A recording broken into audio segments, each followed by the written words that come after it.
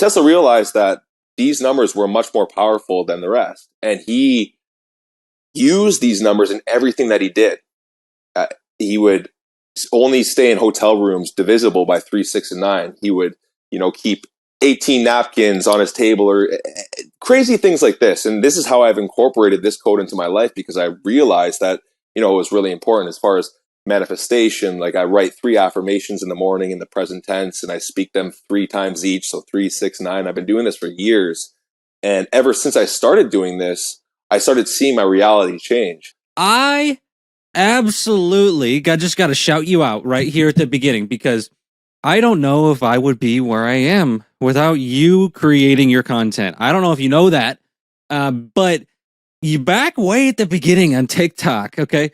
When I didn't want to get on TikTok and I thought, this is for kids. Yeah. You were there, and you were there getting it, and you inspired me and pioneered, I felt like, the green screen videos. Yeah. Yeah. You were the, probably in my mind, the #1 guy doing kind of the consciousness stuff way before me. So I just want to say shout out, because you've been getting it for a long time, I really appreciate that. And it's actually not the first time that I've heard that. And I do really, really, really appreciate it. And it's pretty interesting too, because you kind of, you do your thing, and then you inspire other people to do their thing, and then they inspire other people to do their thing. And it's kind of just this chain reaction, this butterfly effect. And it's a very beautiful thing. And yeah, I do believe that. I mean, I kind of pioneered that whole green screen for sure type of video. I always wanted to go in doing my own thing and trying to separate myself from the crowd. It's just how I go about life. And I was very fortunate that, a lot of those videos were resonating with a big group of people, and it was able to get out there, and I was able to meet people like you and a lot of other creators that are, essentially helping humanity in great ways. So I really appreciate that. And it's nice to see things come full circle for you. Yeah, man. One of the interesting topics that you hit on a lot, and it got me super fascinated, along with other people too. It just kind of keeps showing up in my life. Nikola Tesla. And what the hell is this 369 code, dude? Like, yeah, it really seems like there's this code to potentially the universe. And I know that you studied this a lot. I know that's a big claim, but I'd love to just dive into what that means, what it is, and what are your findings with Nikola Tesla? Yeah, Tesla always intrigued me. He was always, I think I heard back in the day, he's responsible for something like 80% or 90% of, the household appliances that we use every single day, yet he was left out of the history books, right? So that intrigued me right away. And I always had a good understanding that, if someone's left out of the history books, or that information was suppressed, then typically it's truth, for me anyways. So I dove deep into Nikola Tesla. I found out he was trying to provide the world with free energy. And I did come across something that, he talked about. He has a quote, and it's like, if you only knew the magnificence of 3, 6, and 9, you would have a key to the universe. So Tesla figured out that essentially 3, 6, and 9 harnessed a higher vibrational, energies than all these other numbers. And it's through vortex mathematics. So essentially, he realized that all numbers in this universe only go from 1 to 9. So when you add up the digital root of all numbers, they only go from 1 to 9. So if I can try to simplify this, I'll try to make it as easy as possible, but it is a little bit difficult to explain. But if you take 1 and you double it, it's 2. 2 doubled is 4. 4 doubled becomes 8. 8 doubled is 16. So 1 plus 6 equals 7, right? 7 doubled is 14. 1 plus 4 equals 5. 5 doubled is 10. 1 plus 0 equals 1. And it goes on in that pattern. 3, 6, and 9 stays separate from that pattern. And this is where it kind of gets interesting. When you take 3 and you double it, it's 6. 6 doubled is 12. 1 plus 2 equals 3. It goes back and forth with 3 and 6, right? 9 is separate from that pattern. Now, every single time we double 9, it always equals 9. So we go 9, 18, 27, 36, 9, 18, 1 plus 8 equals 9, 27, 2 plus 7 equals 9, 36, 3 plus 6 equals 9, on into infinity. So Tesla realized that these numbers were much more powerful than the rest. And he used these numbers in everything that he did. He would only stay in hotel rooms divisible by 3, 6, and 9. He would, keep 18 napkins on his table, or crazy things like this. And this is how I've incorporated this code into my life, because I realized that, it was really important as far as manifestation. Like, I write 3 affirmations in the morning in the present tense, and I speak them 3 times each. So 3, 6, 9. I've been doing this for years. And ever since I started doing this, I started seeing my reality change. When I go to the gym, I always do reps in 3, 6, 9. So it would be like 9 reps or 12 reps and 3 sets, right? So it's been something that I've incorporated into my life and literally everything I do, just like him.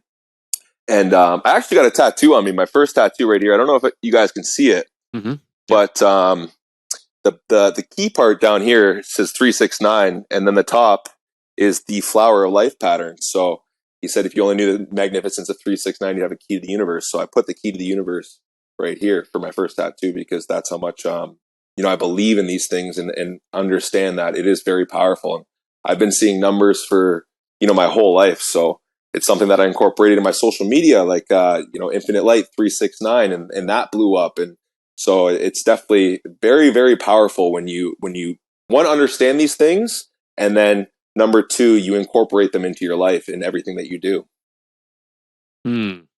Okay. So Grant, my editor brother, you want to just like put graphics if you can while he was talking there to hopefully help people to visualize what he's saying as well? Yeah.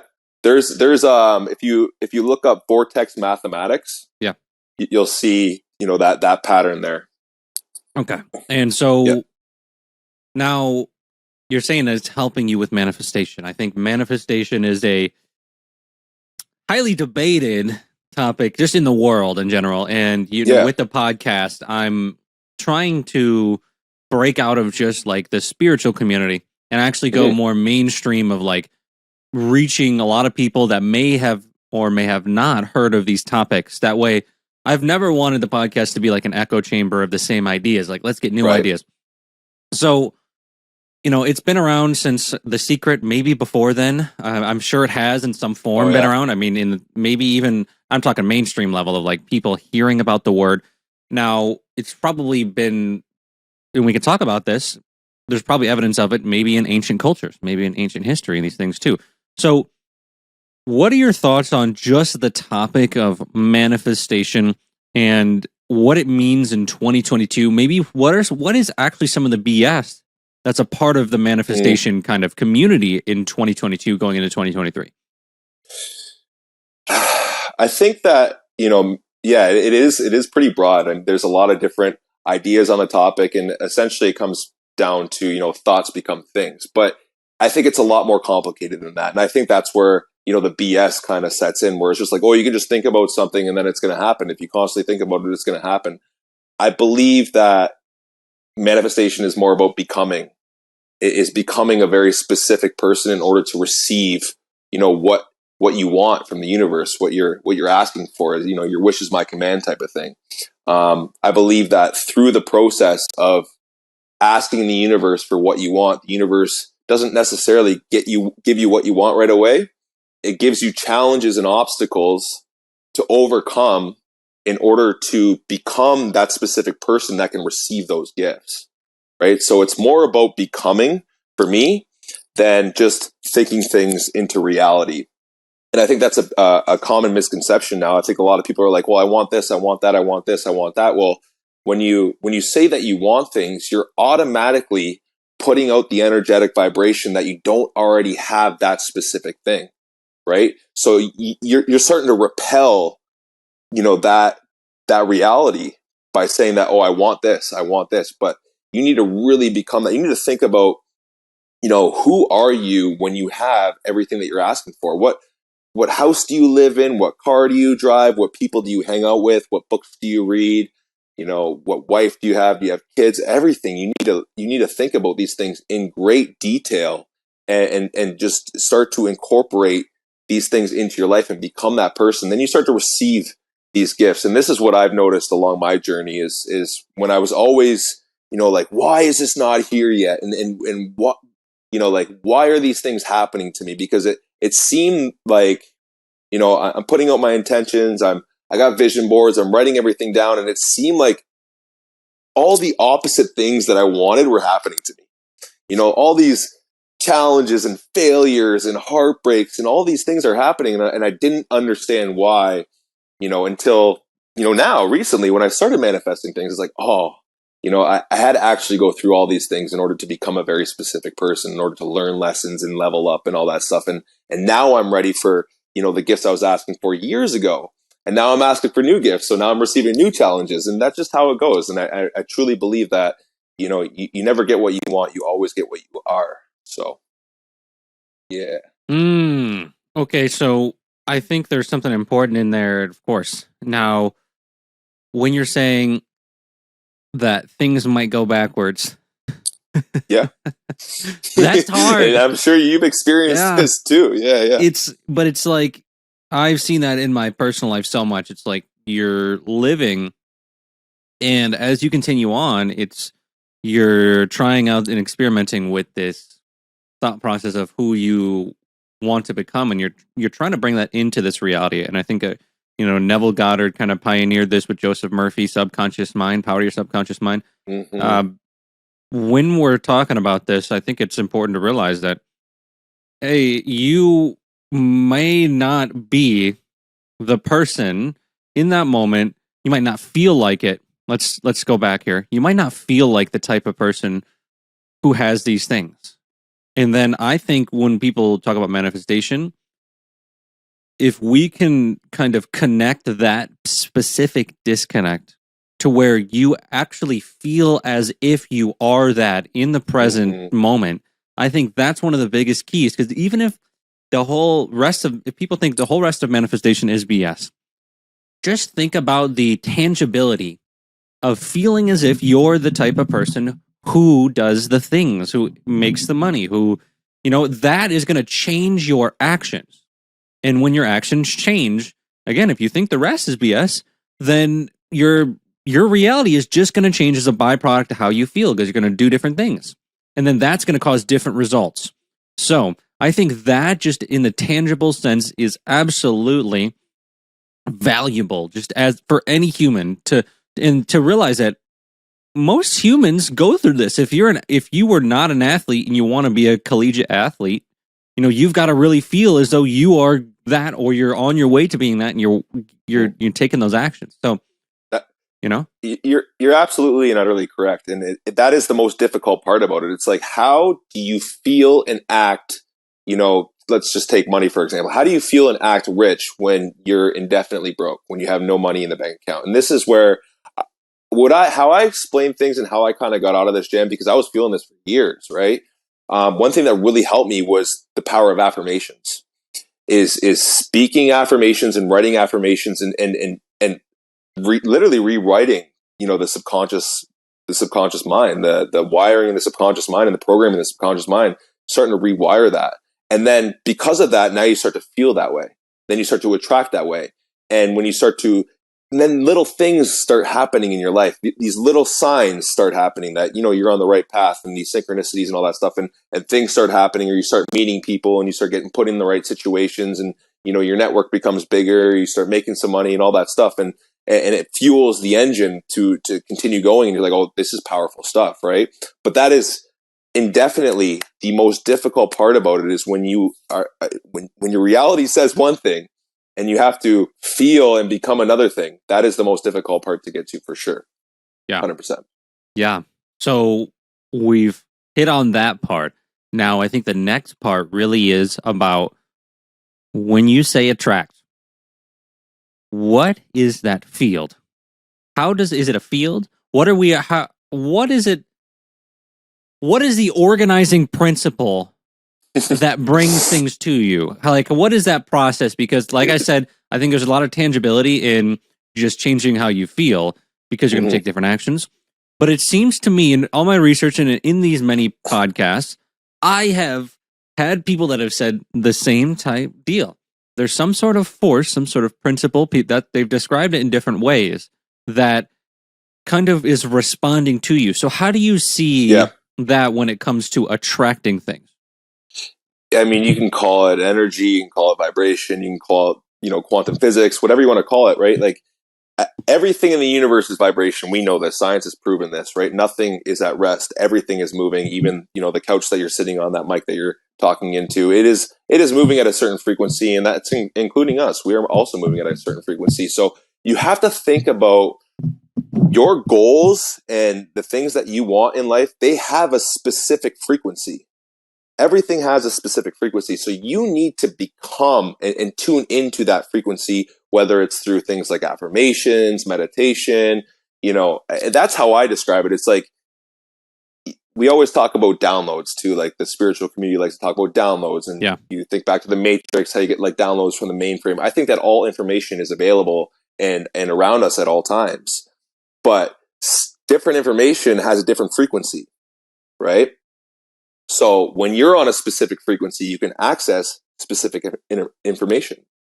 And that's where these downloads are coming in. Like out of nowhere, you'll just start receiving things. You're like, wow, that makes so much sense to me, right? So I feel like it's the same thing with, manifesting your dreams. Like everything, if you want, a certain amount of money, this house, this car, it's on this certain frequency that you need to be on as well.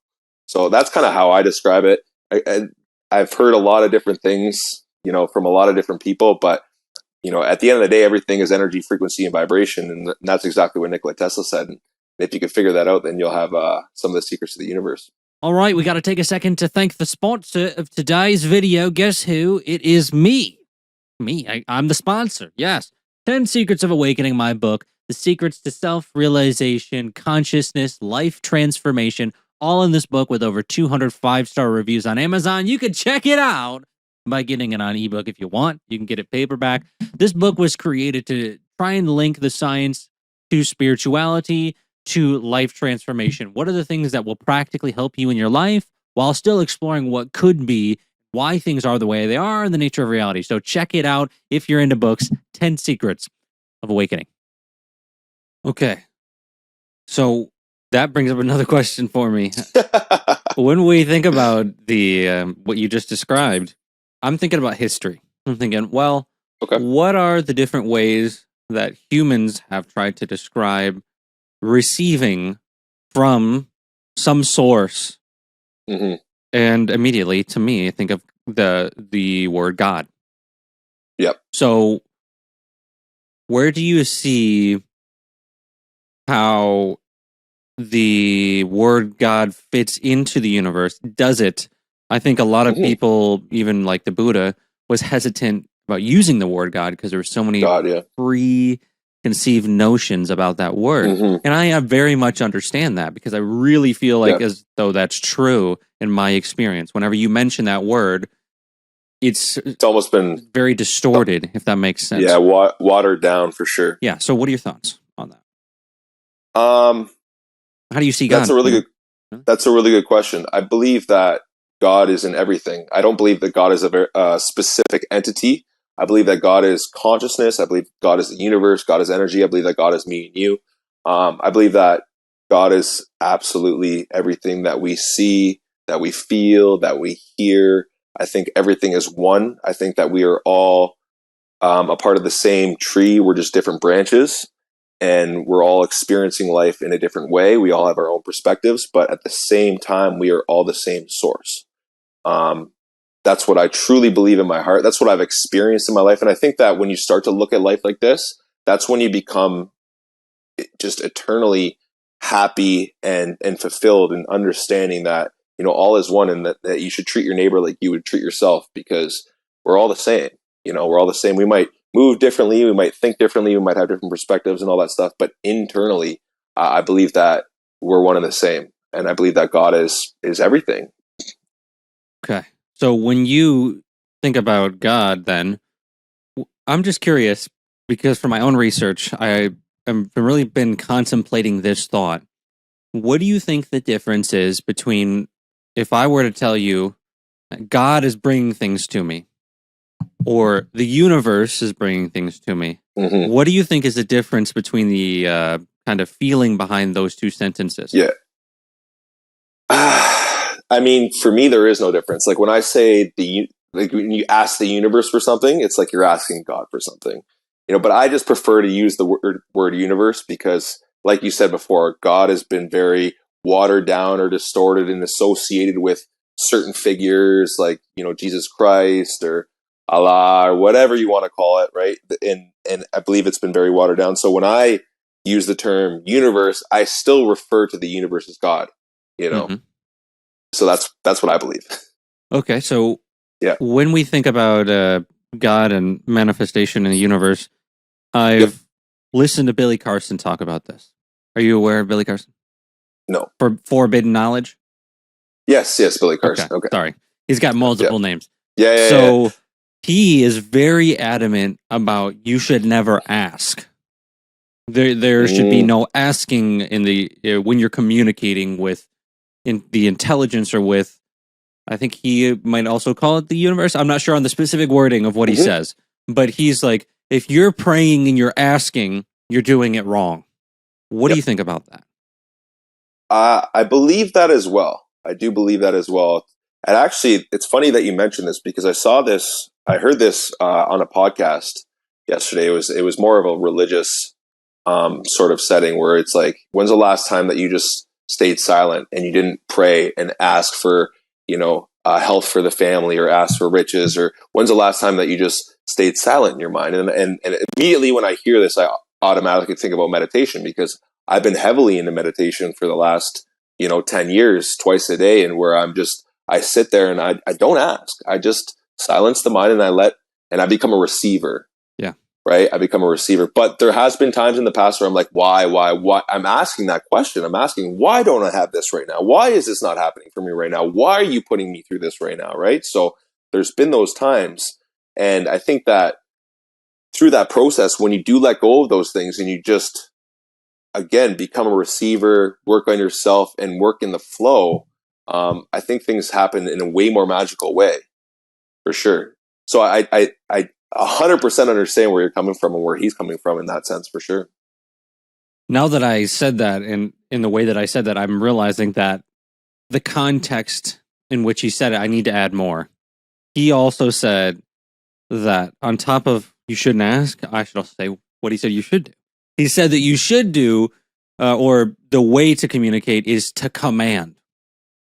And he feels as though there's a massive energy difference between, can I get this? Can I get this, please? And or give me this. And I think that's a big difference. And I understand where he's coming from. And that's really what I was getting at. And sorry if I missed that context. No, you're good. That's a very interesting point. Because I firmly believe in the power of commanding your subconscious mind.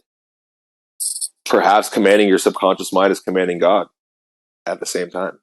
Right, that's why I was trying to get a definition of God at the beginning. You know what I mean? Yeah. Well, I mean, like I mean, what I said before would mean that your subconscious mind is God, and your mind is God, and your body is God, and it all is God, right? So, but I've been doing that for a long time, where I've been commanding my subconscious mind and not becoming the slave to it, right? Because I think a lot of people, that's where they struggle. They're just victims of their habitual habits every single day, and they just go on doing life. So they're kind of their slaves to their subconscious mind. But I will sit there and I will command my subconscious mind for very specific things.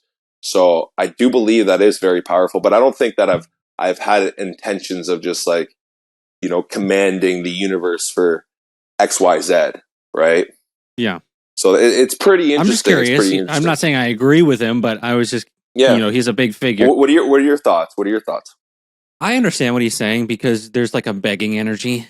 And if you have the like begging energy for life to change, I think that if we're looking at it from what we talked about earlier, that's going to be like a mismatch of like you being in that state of what you've called attraction as well.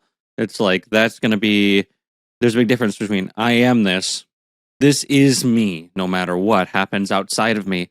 That is it's a very I think I would call it a masculine approach, you could say. And I think it can work. And I understand the logic behind it, because if manifestation is true, then that's going to immediately put you in the state of like, this is this right now. It's like there's no, I don't know what word I'm looking for here. There's no kind of back and forth teeter-totter, I guess you could say, between you and that identity. Because I think what we're doing here is saying that the identity that you're choosing will affect what comes to you in your life. And we could say that from a energetic, in a sense, the energy will kind of filter down into the physical. And absolutely, I'm just curious. This is actually bringing up something different for me. Did you ever hear about the kind of theory that as you manifest, the energy actually comes down through your chakras, and depending on how blocked you are, will depend on how much what you are attempting to bring in will actually come through. Have you heard that before? I have heard similar sort of concepts of that for sure. And I've explained, spiritual awakenings kind of in the same sense when it doesn't come to like manifestation, but the energy has to move up the chakra systems in order to become enlightened when it pierces, the third eye or the crown chakra. On. Let's back up there on that. We're talking about different things. I want to go into that though. Yeah. But no, I've heard, like I said, I've heard things, similar, but not, and I haven't given it too much thought. I try not to dive super, super deep into like the metaphysical sense of what's going on as far as, energy and all that stuff. I'm just like, I've learned that a lot of times maybe seeking out too much information might not be as good for you as just kind of receiving and letting things flow. So I try not to dig too deep into things sometimes, but it depends. It depends on what we're talking about. Yeah. I've got so many questions floating around in my head right now. We got lots of time, so okay, let's fire I'm going to just like try and document these two questions right now, and if we can hit these at some point. Let's talk about the enlightenment, and then let's also talk about the God consciousness. Not God consciousness, but you were talking about God as everything, and I'm curious how that plays into so-called negative entities for you, and how you see that in the evil in the world versus that. So whichever one of those you want to go into. Well, okay. Well, let's talk about the dark entities and the evil in the world and all that stuff. Sure. And at the end of the day, we wouldn't even know God if there wasn't an opposite force. We wouldn't know love if there wasn't an opposite force, say evil, right? Like if love was just one constant state of emotion, we wouldn't even know what it is. It's just happening, right? Yeah. So in life, we have to have balance. We have to have opposite sides of the force. And I've had many encounters with dark or negative entities or energies. I'll explain one story. I have many stories, but I'll explain one story. I remember I was in Mexico and I had sleep paralysis, if you know what that is. I was meditating and I was starting to leave my body. And when you get sleep paralysis, you essentially can't move. You're in between sort of sleep and being awake. You're extremely relaxed. And I remember in that moment where I couldn't move my body, my eyes were still awake, I could see the room, there was this dark entity right above me, and it was tapping me on the neck like this. And I could physically feel it. I could physically feel him tapping me on the neck or whatever it was. And I got rid of it. And I got rid of it. I'll tell you how I got rid of it. Well, a long time ago, I used to have this reoccurring dream. And it was a nightmare. And it was happening for weeks and weeks and weeks. And I never understand why this happened, why it was happening. I used to wake up terrified and just like so scared and in so much fear to go back to sleep and crying and all this stuff. But essentially in these dreams, if you ever seen Harry Potter, like the Dementors, it's like the Dementors, like these dark negative energies or entities were, chasing me. And I always was running away in the dream. Then I wake up terrified. And then one dream changed everything, my whole perspective on how to deal with negative energies or entities.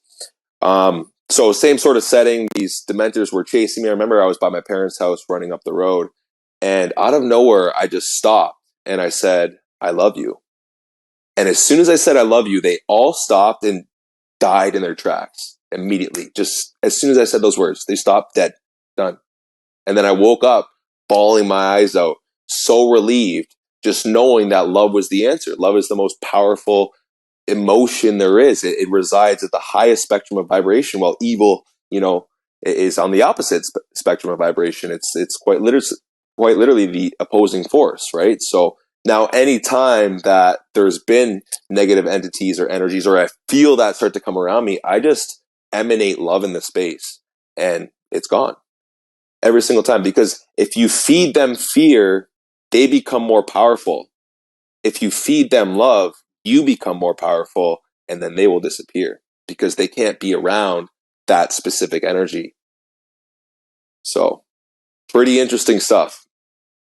I'm just taking that one in for a second. Yeah, digest that for sure. Because, and it's funny because, there's a lot, especially in the spiritual community, there's a lot of people that have had encounters. I know close friends that are constantly battling, negative energies that like enter them and take over. And it's quite interesting stuff. And, it's been talked about a lot through our whole history. And, everyone's got a story with a ghost or a demon or something like that. But, yeah, that's one thing that I really learned, and something that definitely changed my life for sure. It's just knowing that, and it sounds so cliche, but, love is the answer for sure. This is going to bring up a different type of question. Sure. What, I think a lot of people, and I've heard this a lot, do you think that, how do I want to word this? This is a very hard question. Do you think that porn has to do with negative entities? Or do you think, what's your take on just, as someone who's, I'm sure, explored many different takes on things, I'm sure this has had to have come up in your life at some point. So, when I think about the dark parts of humanity, sometimes that comes to mind. And so I haven't talked about this on the podcast yet, and I think this is actually a really good time to just really dive into the life force aspect of maybe that. Sure. And also, does it have to do with negative entities or not? Yeah, I think that, there's a reason that porn is free, first of all. It's a part of this global agenda to, I believe, what they don't want is they don't want masculine males. And that's why you see, in our society, it's heavily decreased in the amount of, really masculine men out there because of things like pornography. And we have this, vital life force energy within us that, most people are just, spending a lot of time on porn websites, and, they're masturbating, and they're getting rid of their life force energy. And because of that, their sex drive goes down. The way they view women is different, right? They're viewing women as more as sex symbols, not someone that, we should protect and care for, and and nurture, right? Like, so I think we've lost a lot of touch with, our roots because of these things. And I think that there's been a global agenda once again to, not have as many masculine males out there, because it's the masculine force that will fight suppression, will fight tyranny, will stand up. And, revolutions are created by, strong men, right? So they are intentionally making men weak through things like porn. And I think that, these are dark entities at the top that are kind of manipulating and controlling humanity, and have been for a long time. And I think that this is a big part of it. Confidence goes down, like there's so many things that happen when you're constantly watching porn. And I think that, addiction to porn is a major problem that we have in our society nowadays. And like I said, there is a reason that it's free. So what do you think some solutions are for people that are struggling with that? What are some ways out? You got to know. You have to know. Like, you have to be conscious of it, right? So, like, if you're not conscious of it, then there is no way out. Like, if you just think that this is a normal thing that you should be going about, every day, masturbating and watching porn twice a day or whatever, then there is no way out. But if you are conscious of it, and you are aware that this is something that you shouldn't be doing, this is something that is, not helping you progress in your life, then you need to pick up other habits. You need to start, going to the gym, meditate, like things that are going to make you feel good, right? And you got to get rid of these temporary pleasures, because these temporary pleasures, whether it be, eating shitty food or masturbating, whatever it is, they only last a certain amount of time. They give you this dopamine effect. Same with scrolling through TikTok or Instagram or all that stuff. All these things are detrimental to us in the long run. So if you know that you're struggling with these things, you need to replace it with something that's going to be beneficial, and know that. And when you start doing that, you'll start feeling better. Like when you, as a man that practices semen retention, when you start to practice these things and notice the benefits after, say, just a week, like I notice my energy levels go up. I notice I can do more when I'm an athlete. I play hockey and I'm in the gym all the time, and I notice that I can push myself physically, and I can become a better person, mentally, because my brain's not cloudy. I'm not thinking about these things as much. I notice that I'm much more attractive to women. My confidence goes way up. So I notice that when I do these things, when I practice things that are, I guess the opposite force of just, masturbating or whatever, then my life becomes increasingly better. And that gives you the motivation to continue doing that. But you have to get yourself out of that habit. And if you're really struggling with it, maybe start writing some affirmations, saying, I am so happy and grateful that I quit watching porn. I am so happy and grateful that I quit watching porn. Like writing that affirmation over and over and over again. Like if you really, really want to stop that addiction or whatever addiction it is, that'll really help. Like if you write those affirmations night and morning, right before bed and right when you wake up, that'll really help, rewire the programming in your subconscious mind to continue doing that. And then you'll eventually get over it. But you need to replace it with something that's beneficial for sure. I see it kind of like cigarettes. Mm-hmm. Cigarettes are like, yeah, you when you smoke it, it might be nice. To be honest, I want to be completely honest. My dad grew up smoking, and I am proud to say I have never smoked a cigarette. I like cigars, and I enjoy cigars regularly. I'd say maybe once every couple of weeks. And that's in social situations, with family or friends, these type of things. I think it's very different from cigarettes in terms of toxins and, it's straight tobacco. That's a whole different conversation.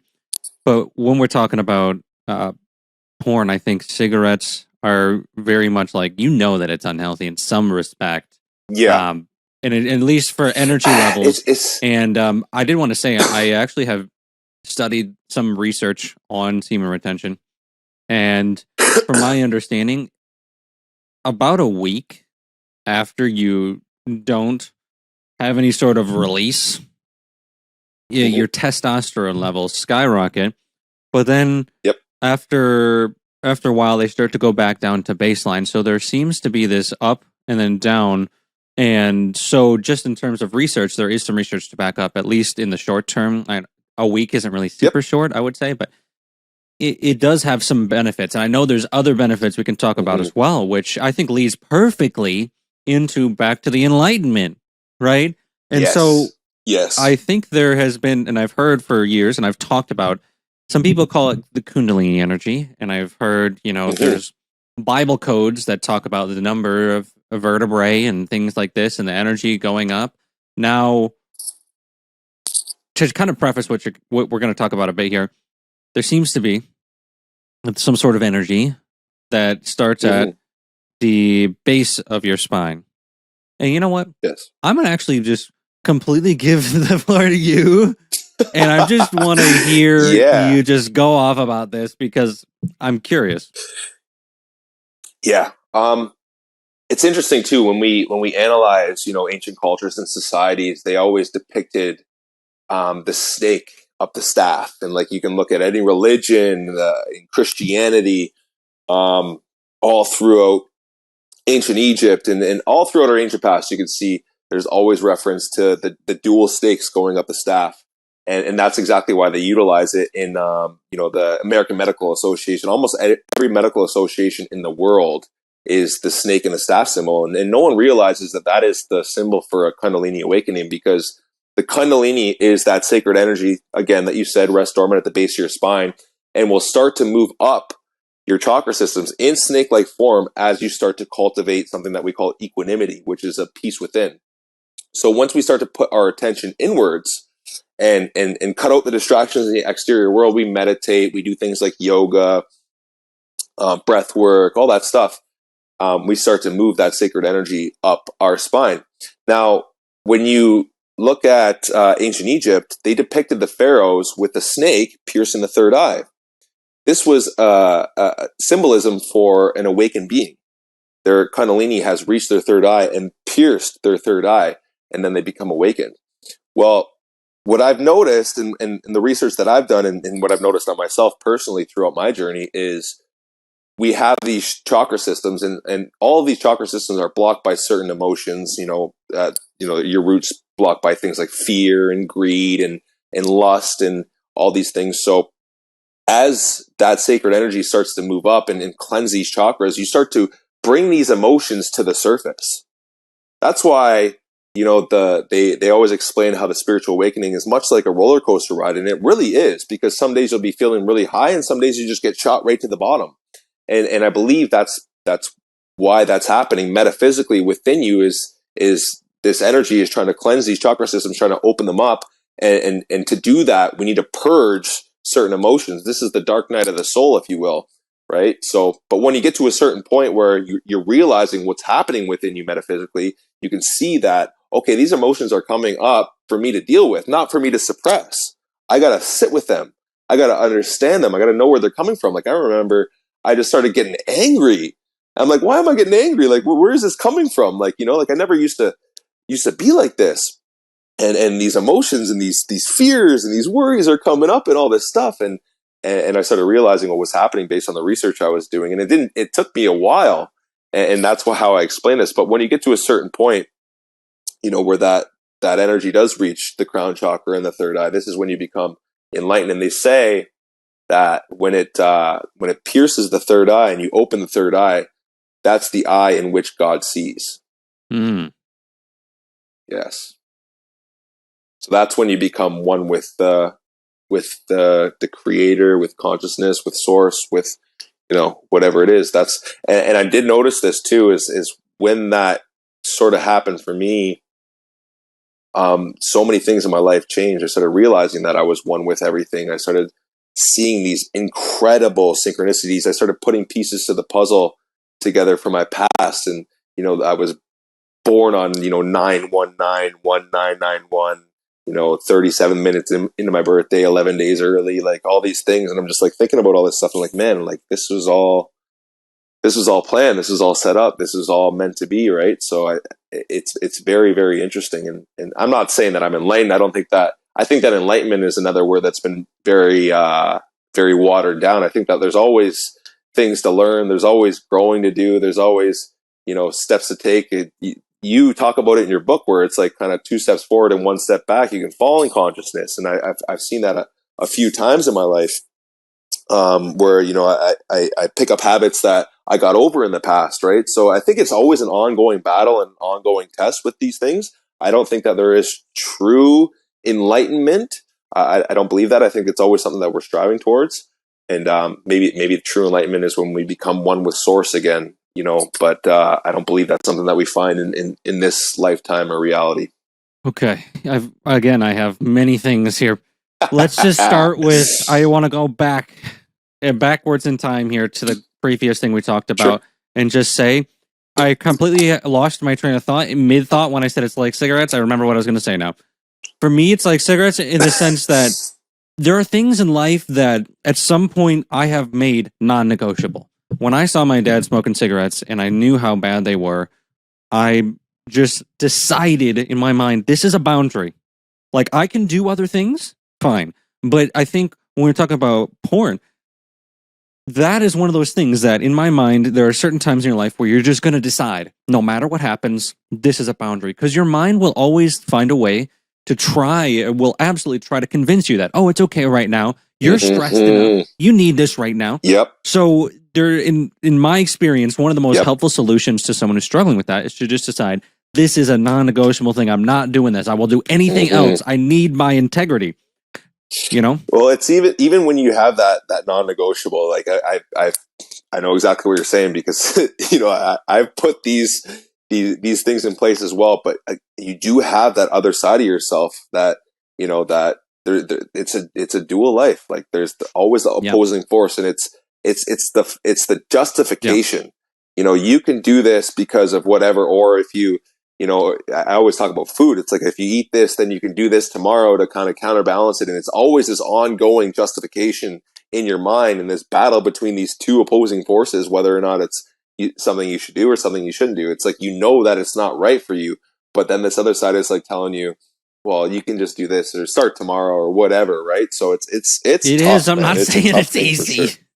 By any respect, I definitely understand that it is, and it's been something for me that has been a struggle of the back and forth, exactly like you're saying. Now, yeah, I think it's just been. So when you put these stipulations in place, when you say, okay, this is enough, is that all you're doing? That's just like a signed contract with yourself in your own mind, or do you write it down? Like what does that process look like for you? The process for me looks like kind of like a switch. And that means like, okay, I am going to decide not to do this. And this is it. And I sit with myself and I really just cultivate that energy.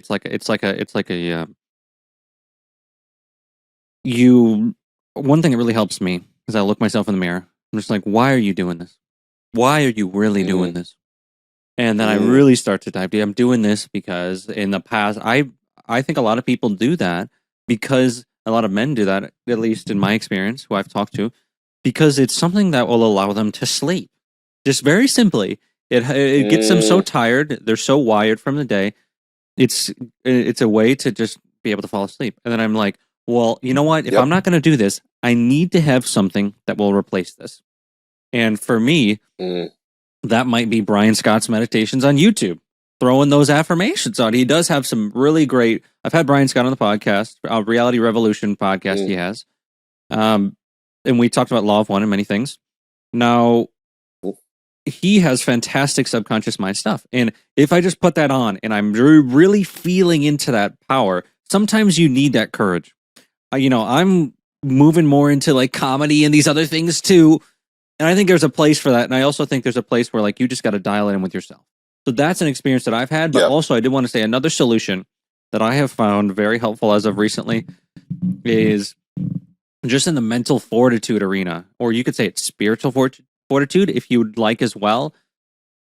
The ability to do things that your mind doesn't want to do is one of the most valuable skills that you can generate literally in this life. One of the things that I've found super beneficial, and some people do like this and people don't like this, has been getting into the cold. Getting it, it might sound broy. I'm a big believer. But I have seen, I about 1 week ago started to just decide. I looked at the research. I listened to a lot of Andrew Huberman's protocols, the Stanford neuroscientist. He's got the Andrew Huberman podcast, which I think is absolutely fantastic. Listening a lot to that and his research, and I've known about Wim Hof for many years, and I have seen, okay, there is actually massive health benefits to this in the mental resilience area, but also in metabolism and the changing of the type of fat. There's so many things we can talk about, right? But I think this relates to what we were previously talking about, in the sense that, hey, if I got to train my mind to be able to do things. I got to train, actually, if you want to talk about like the really intricate details, to me, the way I see it is we have the soul personality and then we have the mind personality. The mind personality is a personality that you've developed over this specific life. In my research, there's also a soul personality in my own direct experience. Now, this could be your personality from all of your previous lives. And so as you combine these, and just think about, this could be possible. This is just what I've come to the conclusion. Take it or leave it. You can start to see, well, I have this other personality, which is not necessarily always great, by the way, the soul personality. It's not always something that's always beneficial. You might have tendencies that are positive or negative from that. Not saying that it's always loving and compassionate, in my experience, for the specifically the soul. Now, I do think that there's this knowingness that we have that, like, you know what? I don't have to listen to these mind tendencies that I've developed in this body. Now, the cold, the other day, dude, I did not want to get in the cold. I was so against it. I was like, this is stupid. Why am I doing this? I got in and I thought I was going to do 5 minutes in the cold. And I had a couple songs that I had lined up. And I think anyone who's doing cold should line up some songs. It really helps. Now, then I got in and I actually went 25 minutes because as soon as I got past it, I felt so unstoppable that nothing could. I've conquered the cold is how I felt in that moment. And that translates so much to your daily life. It does. I don't care what anyone says. When you do that, then if you're struggling with, what we talked about before, if you're struggling with porn, it isn't as appetizing because you don't feel like you're that person anymore. And it goes back to the beginning of the conversation where you feel like you're different, like you tangibly will feel. So that's why I think, working out in general can, in a lot of the ways that people do it, it can be actually harmful in the sense that if you're working out incorrectly, it's really going to injure you. But the ability to push your body, if done correctly, is also one of the most beneficial things as well. And I know that you're into that as well because I've seen you working out and you've shared that before too. So those are my whole thoughts on the thing. I wanted to go back and hit that because I think it's a big topic, It goes back to saying, like, what do you do if you're struggling with porn? It's like you replace it with something like that. Yeah. So it's actually, I moved to Hamilton about a month ago. And the reason that I moved here, and I've been here for a little bit, it's closer to where I play hockey. And number two, it has a cold tub at the Good Life that I go to. So I've been in the cold tub minimum of 10 minutes every single day. And I've just noticed, like, I've known Wim Hof and done his breath work and cold showers for a long time. So I've had the mental fortitude to prepare for these things. So it's a little bit different. Like, I'm not a rookie going in there. I've been meditating for a long time. And every time I go in there, it's just silencing the mind. And one thing that's really helped me with the cold, and I don't want to go in there every single day. Like, every single day, I'm like, like this is going to be, a struggle, a test or whatever. But one thing that really helps me is if I do start to feel like I'm getting cold, or I affirm that, oh, I'm cold right now, and I start shivering, I say an affirmation, and I say that I am not cold, I am the cold. I am one with it. Yeah. So I try to really become one with it, and there is no separation from myself and it in general. And then, just back to breath work, and just, sit there. I don't put music in just because, it's just not the right setting for it, I guess, if it was in my own tub or anything. But I think silencing the mind is huge for getting the cold. But I've noticed immense changes in my body, in my energy, since I've been doing that every single day, in my recovery. Like those little aches and pains that you get in your neck when you wake up and all that stuff, all of that stuff is gone, right?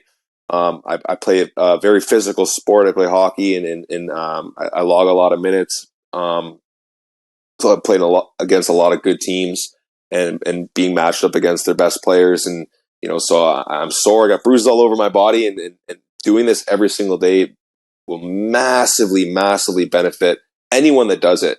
And I love being an observer. So I do observe other people when they're going in there, and you can kind of tell like there's a major difference between the people that do practice mindfulness and that don't, because they'll get in there right away. And the first thing they think is, this is freezing cold. Yeah. This is freezing cold. Like, that's your first thought, right? So as soon as you have that thought, your body's going to react accordingly, right? So it's kind of just getting over that. Just get in, get used to it, focus on the breath, and you'll be better. But yeah, that's something that's definitely changed my life for sure. Okay, so I'm definitely a rookie compared to you. I've just actually had access to a pool and that's where I'm doing it in. The pool is not as cold as like 35 degrees. It's cold. It's below 60.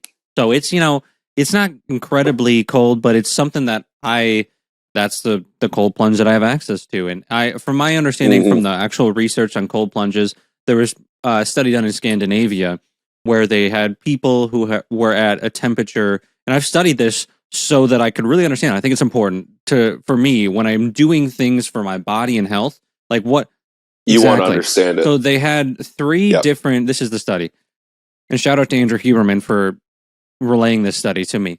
Now, they had three groups. Well, four. They had a control. Then they had like I'm gonna scuff the temperatures because I don't have the research in front of me.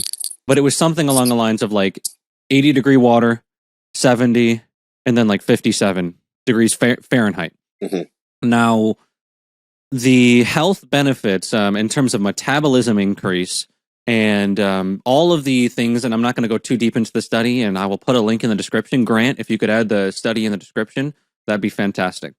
All the health benefits that were associated, which I, again, not going to go into, they were associated below 60 degrees. So 60 degrees Fahrenheit is like the threshold of like, it's cold enough to where you're going to get the benefits. It seems like in the 70s, you're not getting near as many.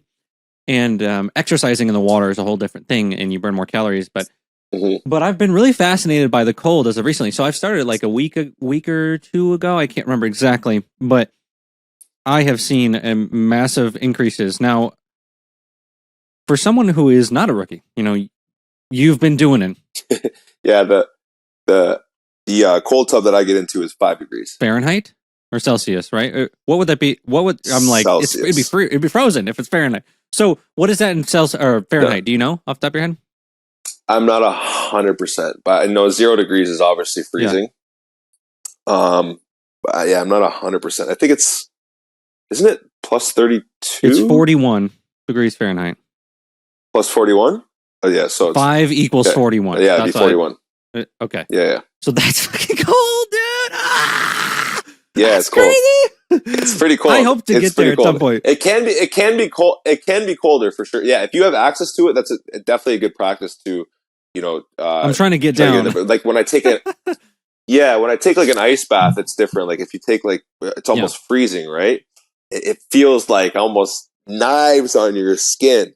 So it's a little bit warmer than that is, but it's still it's cold. It's cold for sure. But it's just like the thing is like when you get it when you're in there for it's the first 2 minutes that you're like a little uncomfortable. But again, like that affirmation helps me a lot because I just kind of get to a point where I'm just one with it. And, it's almost, then there's a spa right next to me, right? And me and my buddy were in there today. He's like, there's the comfort zone right there. He's like, you want to be comfortable? I'm like, no, don't want to be comfortable. He's like, the comfort zone is right there. And I was like, I look at him, I was like, buddy, I've never got anything in my comfort zone. I've never got anything in life in my comfort zone. So I'm staying right here. For at least those 10 minutes. Right. And that's kind of what gets me through because it's just like, it just relates to everything in life where I know that for me to level up and for me to grow, I have to be uncomfortable. For me to grow physically, I need to do things that make me uncomfortable, right? Like I'm used to the workouts I've been doing for years. So now I got to start switching things up. I got to start putting more, resistance on my body. I got to start doing things a little bit differently in order to grow and become better and faster and whatever it is, right? Like I have to be uncomfortable. I got to put myself in uncomfortable situations. I have to struggle in order for me to level up and to grow in every single aspect of life, physically, financially, mentally, spiritually, all of it. I have to be uncomfortable. So I think that's one thing that really, really helps me when it comes to that is like, this is when I'm in the cold tub, it's like, this is where I should be. This is where I need to be in order for me to level up. And that's a big thing that'll help. So remind me again, how long have you been doing cold plunges? Or cold therapy? The plunges I haven't been doing. The plunges I haven't been doing for that long, but the cold therapy I've been doing for like since you started watching me on TikTok. I mean, yes. And when I started TikTok, I was out west, and the showers out there are, I mean, piercing, freezing cold. So you do your breath work when you wake up. You do the Wim Hof method when you wake up, and then you take the cold shower for 2 to 3 minutes. And that was a struggle in the beginning, like a huge struggle. But I remember getting out of it. It was the biggest reward was getting out of the shower and feeling like I just drank a cup of coffee with 2 espressos in it. You know, like I am ready to go. I'm raging right now. So, Okay. but yeah, I've been doing it for a while. Then my next question is someone who's doing research on people and their experiences, which is a lot of what this podcast is. What have you noticed, if any, for negative health effects? Has there been any side effects at all? The one thing was today is right before the podcast, the tips of my fingers right here were a little bit numb. Okay. Yeah, and I knew that was from getting in the cold, but I automatically follow the cold. So like I'll get in the cold tub for 10 minutes. I'll sit out for 5 minutes and let my body process it and I just sit with it. You know, I don't get comfortable right away, but I just sit with it and let it flow through my body. And I do a little bit of breath work and just kind of a little meditate. And I walk around the pool a little bit and I do like a walking meditation where I don't think. And I just sit with it. I shake it out and all that stuff. I kind of shake out like the energy. You know, I'm being a little weirdo. Well, that's in there, like you know, qigong. That's they do that. Yeah, no, exactly. Yeah, I used to practice, and I should get back into it. But I used to practice qigong for a long time, and it put me on a level that I can't even explain. And my buddy was telling me this too. He's like, man, I could put my fist through the wall. He's like, I could literally put my fist through the wall. And he's is that good or bad? Oh man, exactly right. But he stopped doing it because there was someone that he was living with that was super negative, and he became like intensely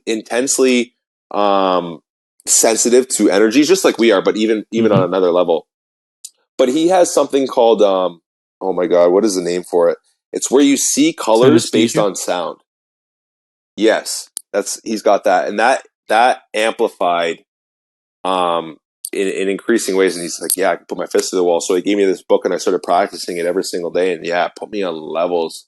So yeah, I'm always shaking it out after, shaking out the energies and all that stuff, and that's where that comes from. But then automatically I get in the sauna, and it takes me about 15 to 20 minutes to start sweating because I'm still cold. But then I sweat it out for I sit in the sauna for about a half an hour after, and then by the time I leave, I feel amazing.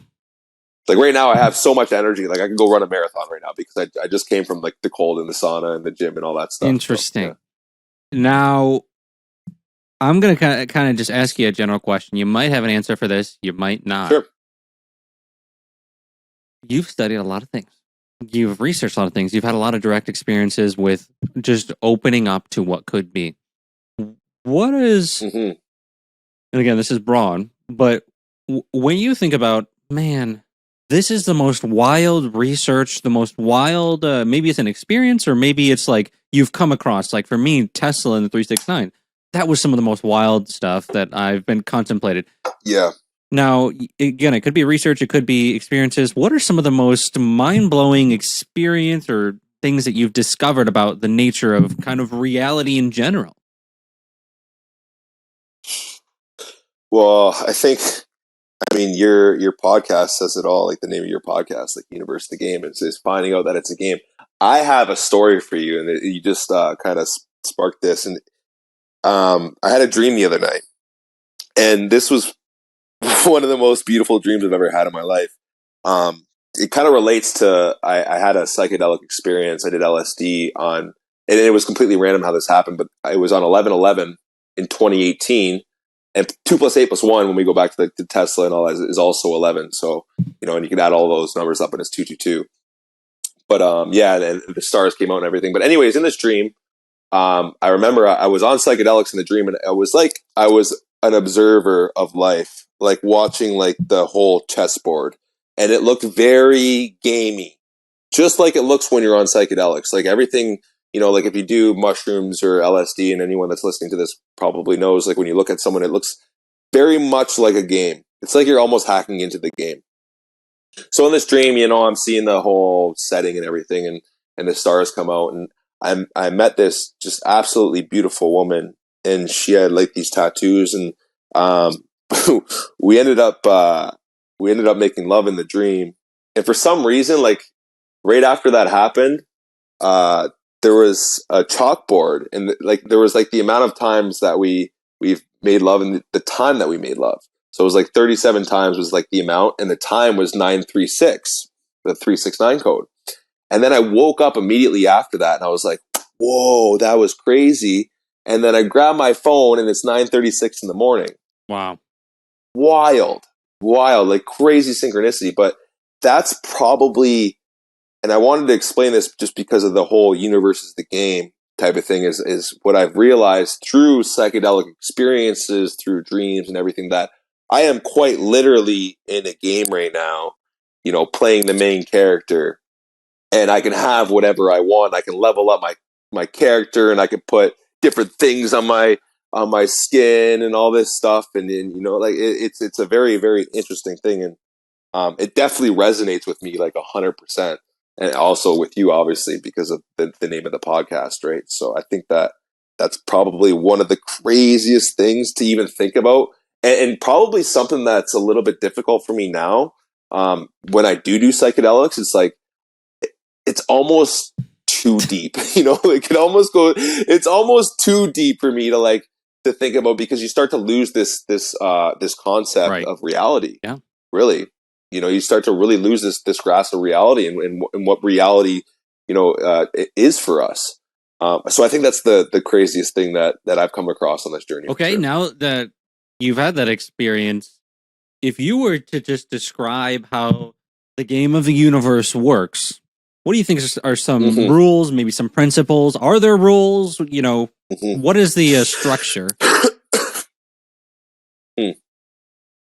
Well, of course, you're not going to know the whole thing, but like, I'm just saying, what are some important aspects that you've learned at least, I don't think that there's any sort of, well, there is the basic, rules or laws of the universe, if you will. It's 1:11 right now in my time. That's cool.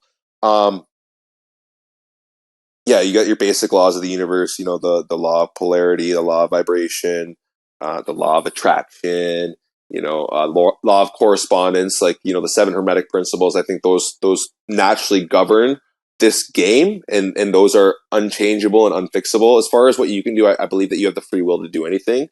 However, there are, for every action, there is a reaction, right? So there are going to be consequences to anything that you do. And I think, morally, because we are one with the creator of this game, what is right and what is wrong. And yeah, it's a tough question. Yeah. It's a tough question for sure. I think that for me, anyways, I think that we were, if you're looking at like the logistics behind it, we were, inserted into this game, knowing that we were going to forget, because it would take the authenticity away from the experience itself. So you go through this, realm of forgetting. It talks about it in the law of one as well. And you just kind of, I guess, like, there's going to be signs and information along your path that are going to, essentially tell you that you're in a game, that you're one with everything, and that you can literally do whatever that you want in this game, and you can have whatever life you want. You can build whatever you want. But it's up to you to go do it. So that's, I never really sat down too much and think about it too much on how it works. And I tried, like I said, not to do those things too much, and just do it too much. Be grateful.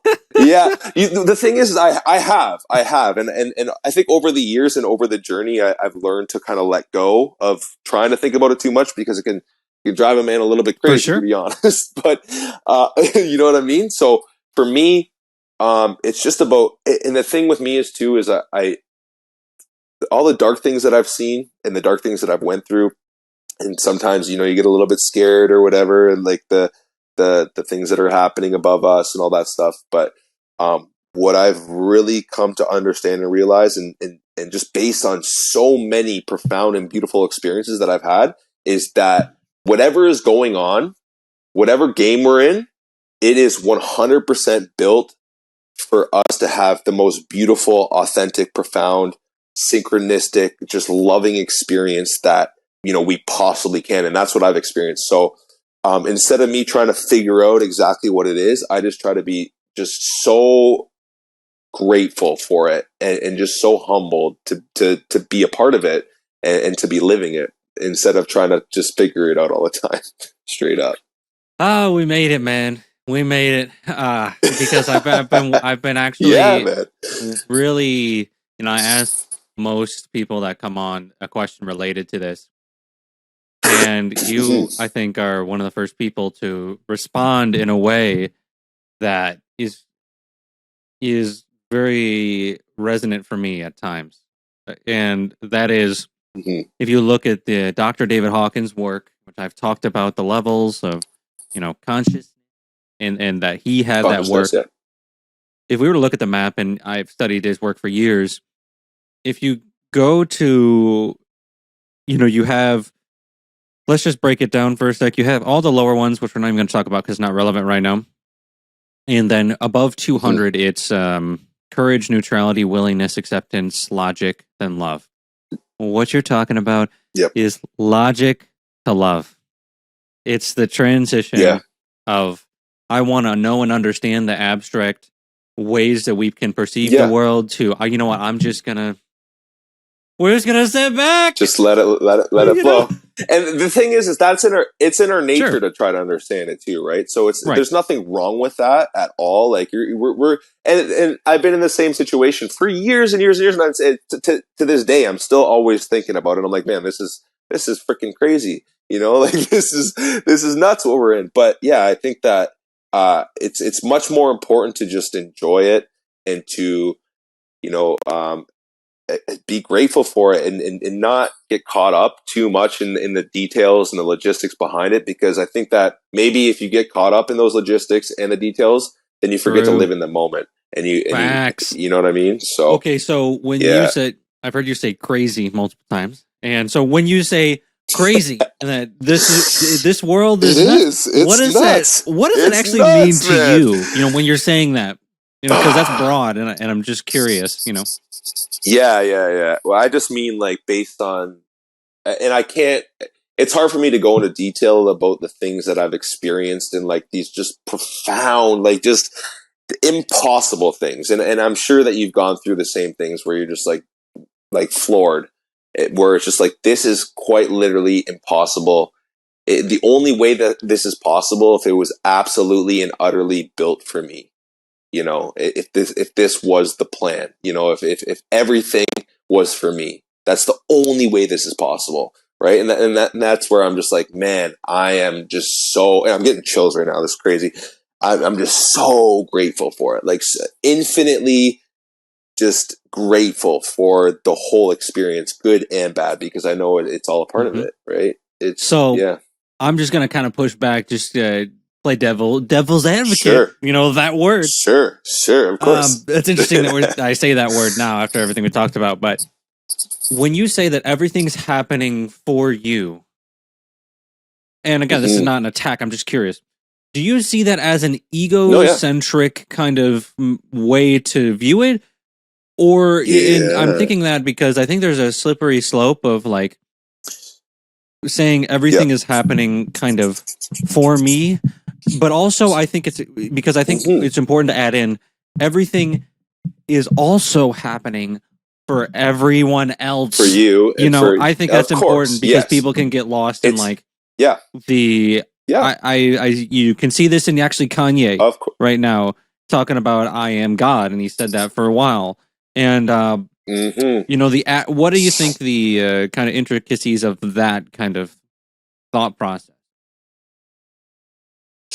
Yeah, I completely understand what you're saying, and I do believe not only is everything happening for me, but everything is also happening for you and for the next person, the next person, the next person, the next person, and that's how mind blowing this whole game is, right? Like, because at the same time that all these things are happening for me, they're also happening for you. So the way the universe works and articulates itself is it's happening for all of us at the exact same time. But again, we're all one, so it's like it's kind of this catch-22 dual sort of thing that we're dealing with. And I think with Kanye, I mean, he's not wrong when he says that he's God. It's just the way that he articulates it and the way he says it that makes people think, well, you're freaking nuts or you're crazy, right? Because if I'm not going to just, I don't like to just say, I am God, but I do believe that.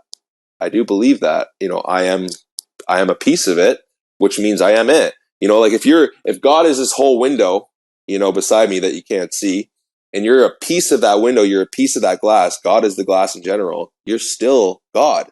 There is no separation.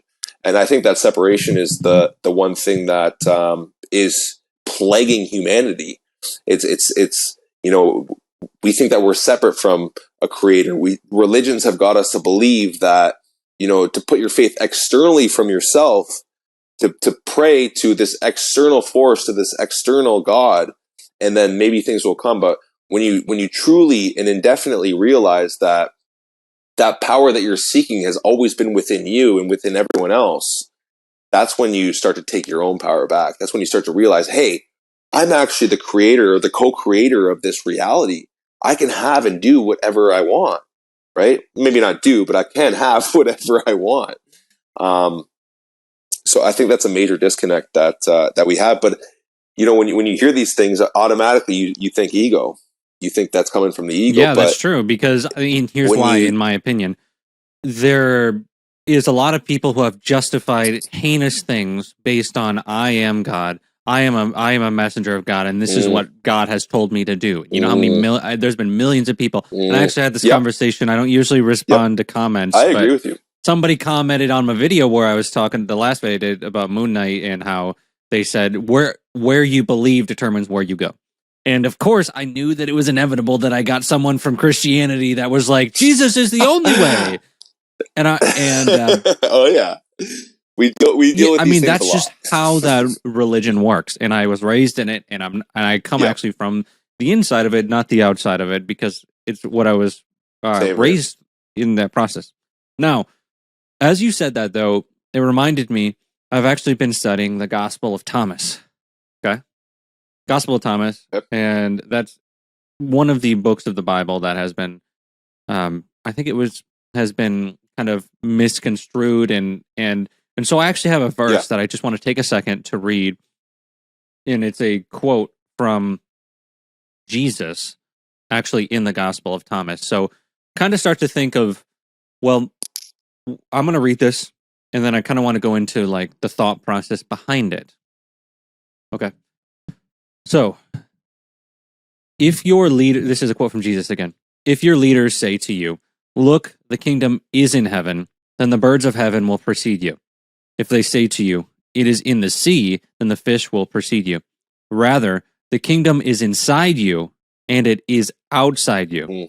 When you know yourselves, then you will be known, and you will understand that you are children of the living Father. Thoughts? I like it. And I've heard this before. Yeah, the kingdom of heaven is within you. As within, so without. As the universe, so the soul. As above, so below. Yeah, that's the truth, and that's how I've lived my life.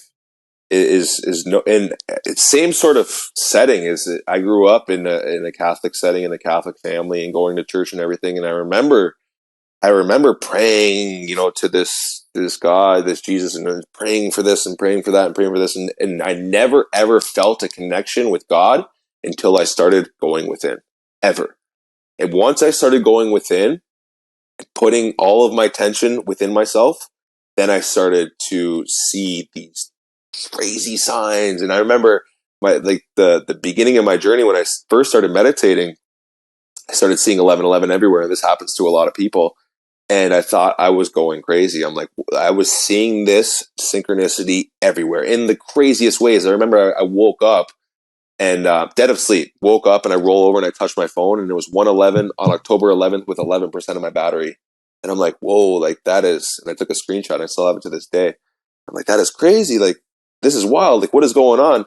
And I remember I came across a post maybe a couple weeks later, and it was an account called To Higher Consciousness.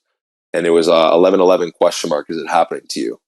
And I was like, oh. And then I start doing research, and I start realizing that, everyone that goes within and starts, placing their attention inwards instead of outwards, starts seeing, the synchron. Why? Why is this happening? What is this trying to tell me? And then I start realizing that these signs are everywhere. They're all around me. And as I continue to do this, now I'm starting to get addicted. I'm like, there's something here. Yeah. there's something here. So, as I continue doing that, continue put my attention inward, now I started having this divine connection with something that was way more powerful than me. That's a right? thought Like, right there. I wanted to explore. There's something that's way more powerful than me. When Kanye or people say I am God, a lot of times it's implied that there's not that. So when you say that there is that, that's what I'm trying to get at. What do you think that is?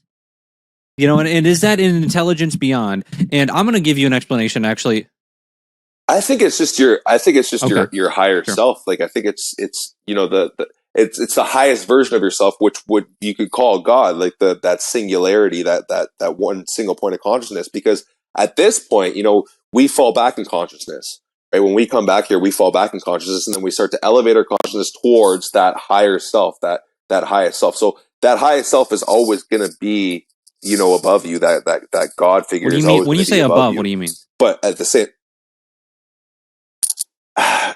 it's just above you as far as consciousness is concerned, like the levels of consciousness, right?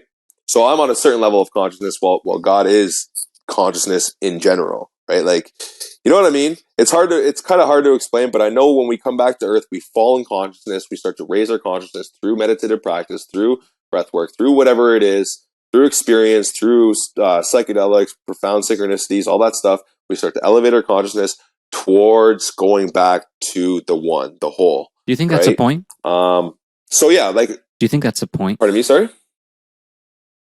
Do you think that's a point of the game? I'm just curious. Or if there is a point.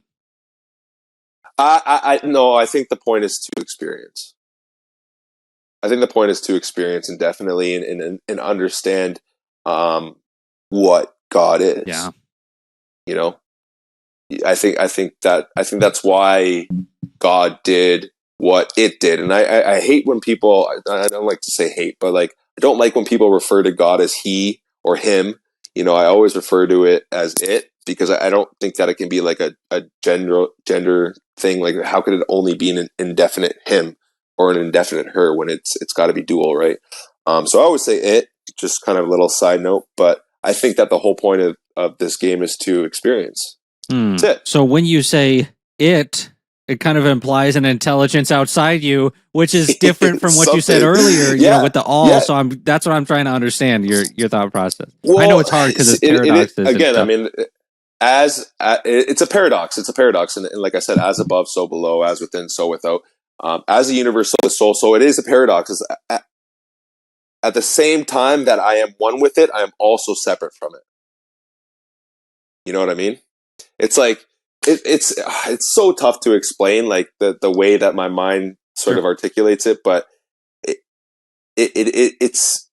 Remember when I was saying that when I found God, when I found this power, I was like, wow, there's something outside of me that is much more powerful than me. That was the first thought. I was like, there is this power that's, I guess above me. It's guiding me in some sort of sense back to itself. But at the same time, I'm one with it. Yeah. I am it.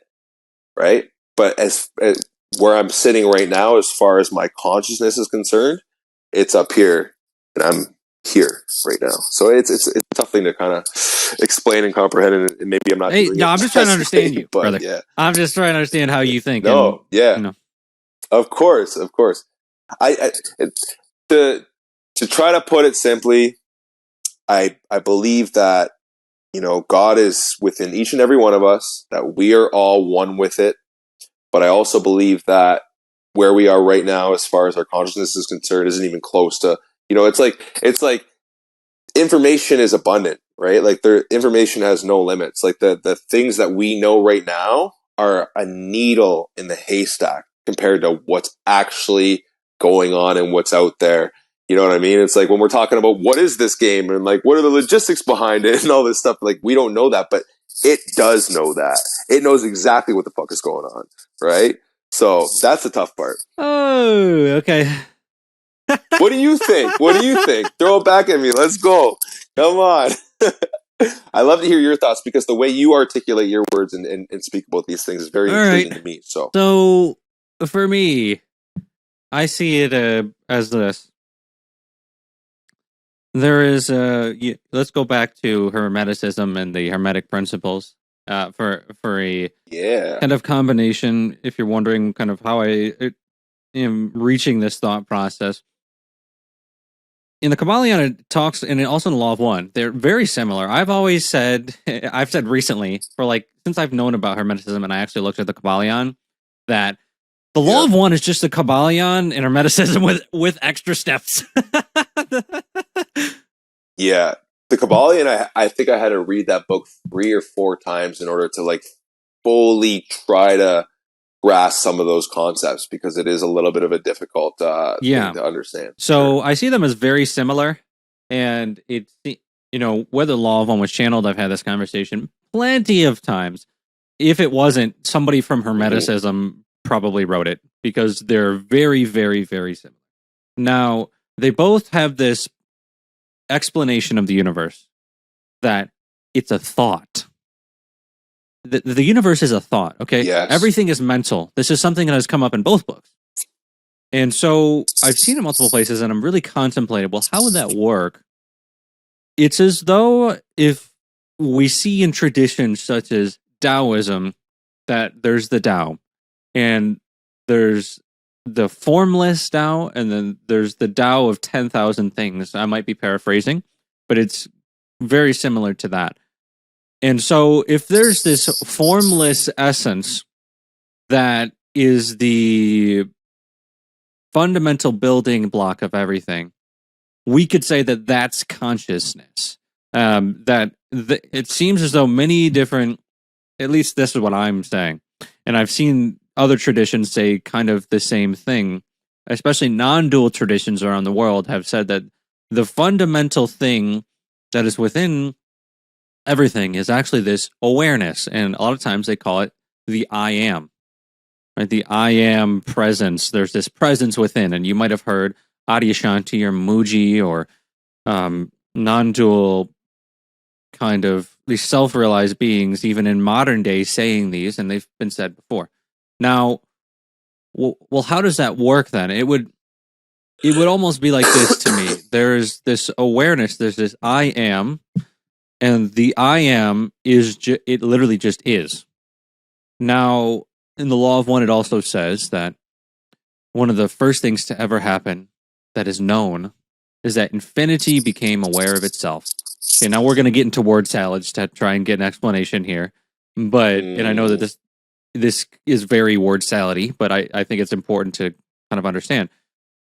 If infinity became aware of itself, then it could be aware that it could be more than just I or I am.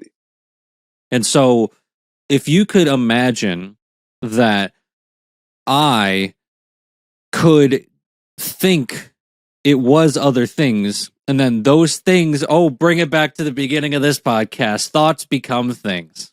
That's what you said.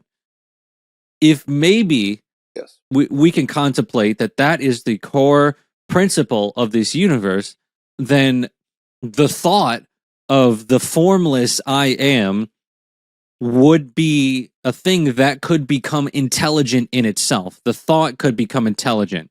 And that's why maybe we see the Bible says that there's a logos. And if we look at the original translation of the logos, what does that mean? It's the Word. And the Word was with God, and the Word was God. It's very interesting. So if we can take that from the Bible, and the Bible actually calibrates very high in the Genesis on Dr. Hawkins' scale, now in the levels of consciousness. And so that means there's a lot of truth in the Bible, according to Dr. Hawkins. It's specifically in Genesis. Not a lot of the chapters and things calibrate very low as well. There's very back and forth in the Bible. So if we have a thought that things are literally thoughts, and it says in Law of One specifically, remember a direct quote, you are just dancing thoughts. Everything is just dancing thoughts. So if that, and it also talks about sound and vibration as core principles.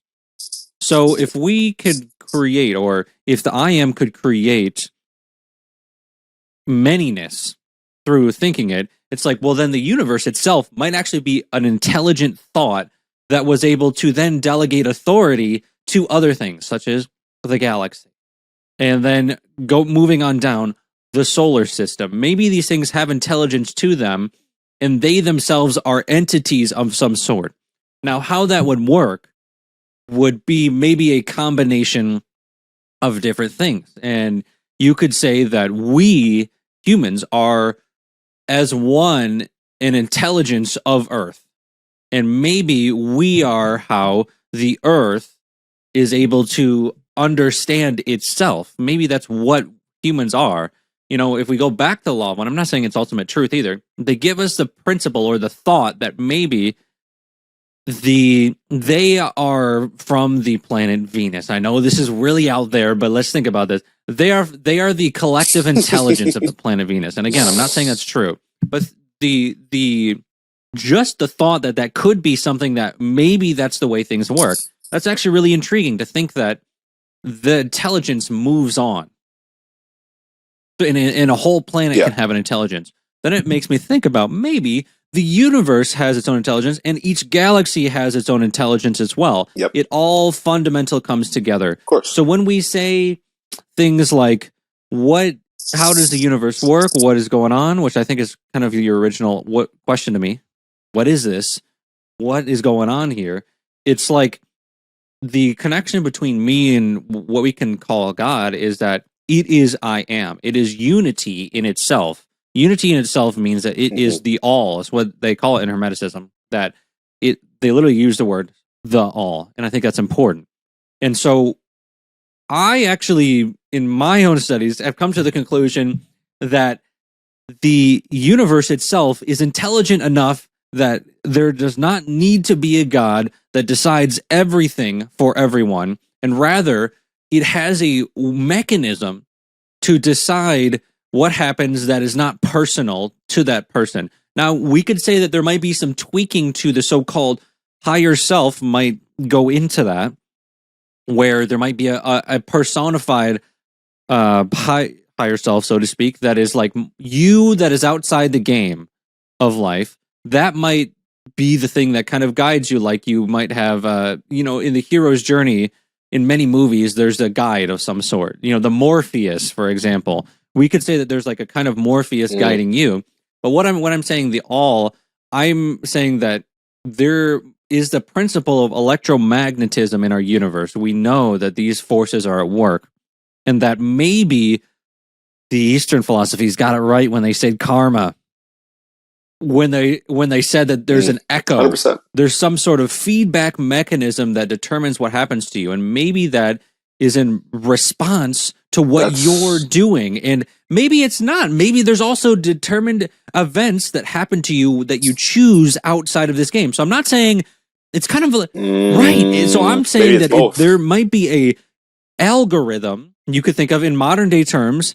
When I say electromagnetic field, I might actually be saying also an algorithm that also determines what happens in your life based on your decisions and who you have decided to become. Because who you have decided to become, if we go back, we talked about energy and frequency in these words, who you have become might have a specific vibration, you could say. It might have a specific feeling, for a more grounded term, and that feeling may have a direct correlation with what happens to you by the algorithm. But again, there might be things that are predetermined that you may have chosen before you forget to experience in order to move on. And the last thought I'm going to give you, because I know I've been talking, but I just wanted to at least dial it in one time. You know what I'm saying? There it is. Spitting wisdom. Now, I want to just leave with that thought with an example. Dr. Joe Dispenza. A lot of people know who Dr. Joe Dispenza is. Some people don't. He's a guy who is one of the most popular figures in the subconscious mind, kind of changing the way, healing your body through the wisdom of the mind. And, a higher intelligence as well, but that's a different story. So, at the beginning of his journey, not the beginning, but at some point in his life, he was practicing as a chiropractor. Okay? And then what happened is he got into a bike accident and really screwed up his body. And spinal cord. Okay. So it's spinal cord injury. At some point, he decided, you know what? If I can do this for the rest of my life, he said this out loud, from my understanding, to the intelligence or whatever. He said, or he said it to himself. I'm not sure the exact way that worked. If I can heal myself through this with the power of the way that I'm thinking and being, yes, if I can do that, then I will commit the rest of my life to helping others to do that.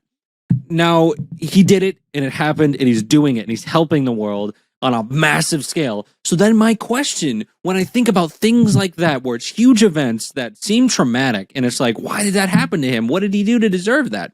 Maybe that was something that he predetermined, you know what, this was going to happen at this point in my life because I needed that wisdom from these other schools of thought. Maybe it's university, maybe it's college. I needed those to go into that field, to understand, have empathy, and to be really someone that can be in both worlds, because a lot of people wouldn't believe Dr. Joe if he didn't have that background that he did.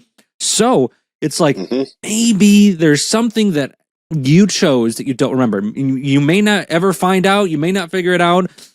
But if we can take that perspective of what you said in this podcast as well, everything is happening for me. It's happening. There it is. For you. Yep. Literally exactly that's exactly what I was going to say. It's all happening for you.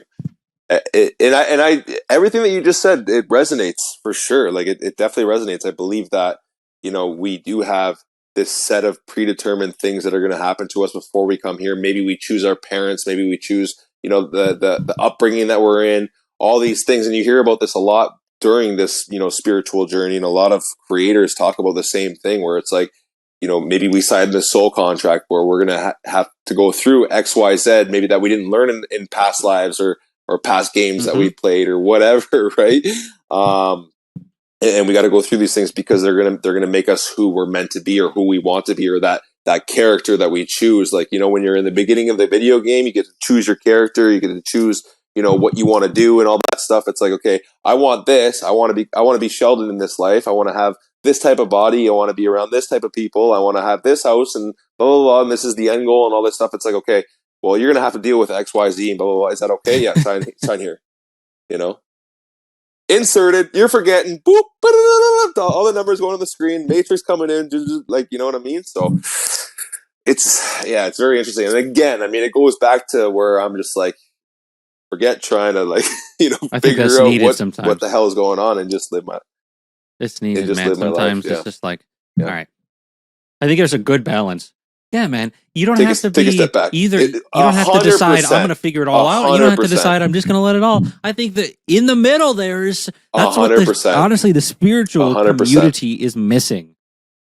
You know what I really appreciate you just as a person and what you've chosen to become and to be in this life is that you have not strayed completely super far away from the science that we have, and your ability. And I'm not trying to hype you up just to hype you up. I'm just saying your ability to understand. Yes, it can be science that we can explore, but you're still able to say, yeah, we can't really explain scientifically manifestation, and I'm still kind of exploring. Hey, this could be a thing that exists, and so kind of moving in that direction. I've actually struggled a lot in just completely being honest, someone who has contemplated the spiritual nature of things and science. Like, how can we mix these? And what do you think the role is of science and kind of these things that we can't explain? And where do you kind of sit in that?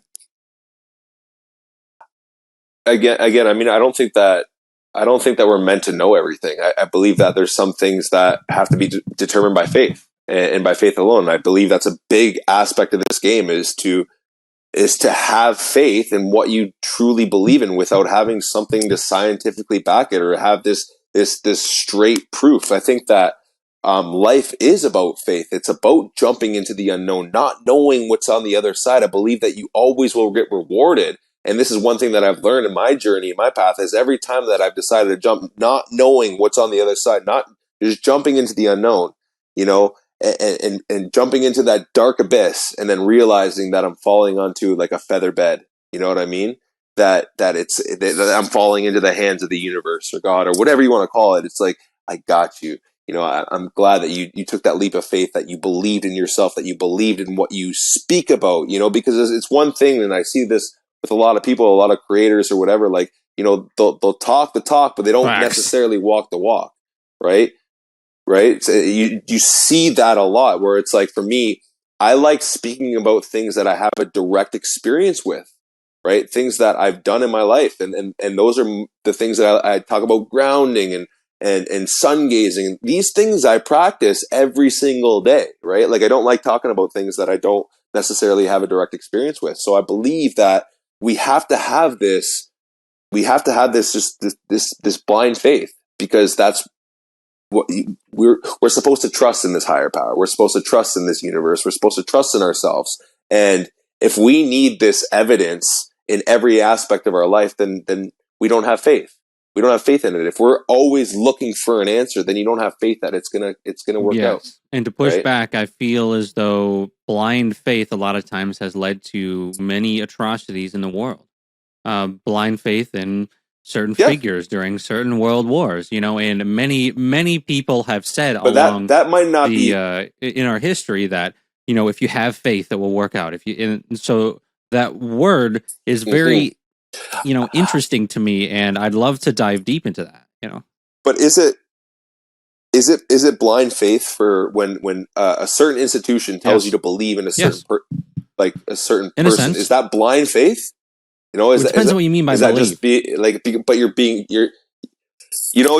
I guess, true. But you're being told to do something, right? When I say blind faith, I'm talking about, when I was out west, I was working a job, I was on the rigs. It came to a point where, this was in the middle of COVID and all this stuff. It came to a point where I could go back to work. I got laid off. I could go back to work, or I could jump into the unknown. I could have this blind faith in something that I believe. And it was something that I was battling with back and forth, because I was taking a huge risk. I didn't have any money or anything. Like, I was going to go out there on my last dime.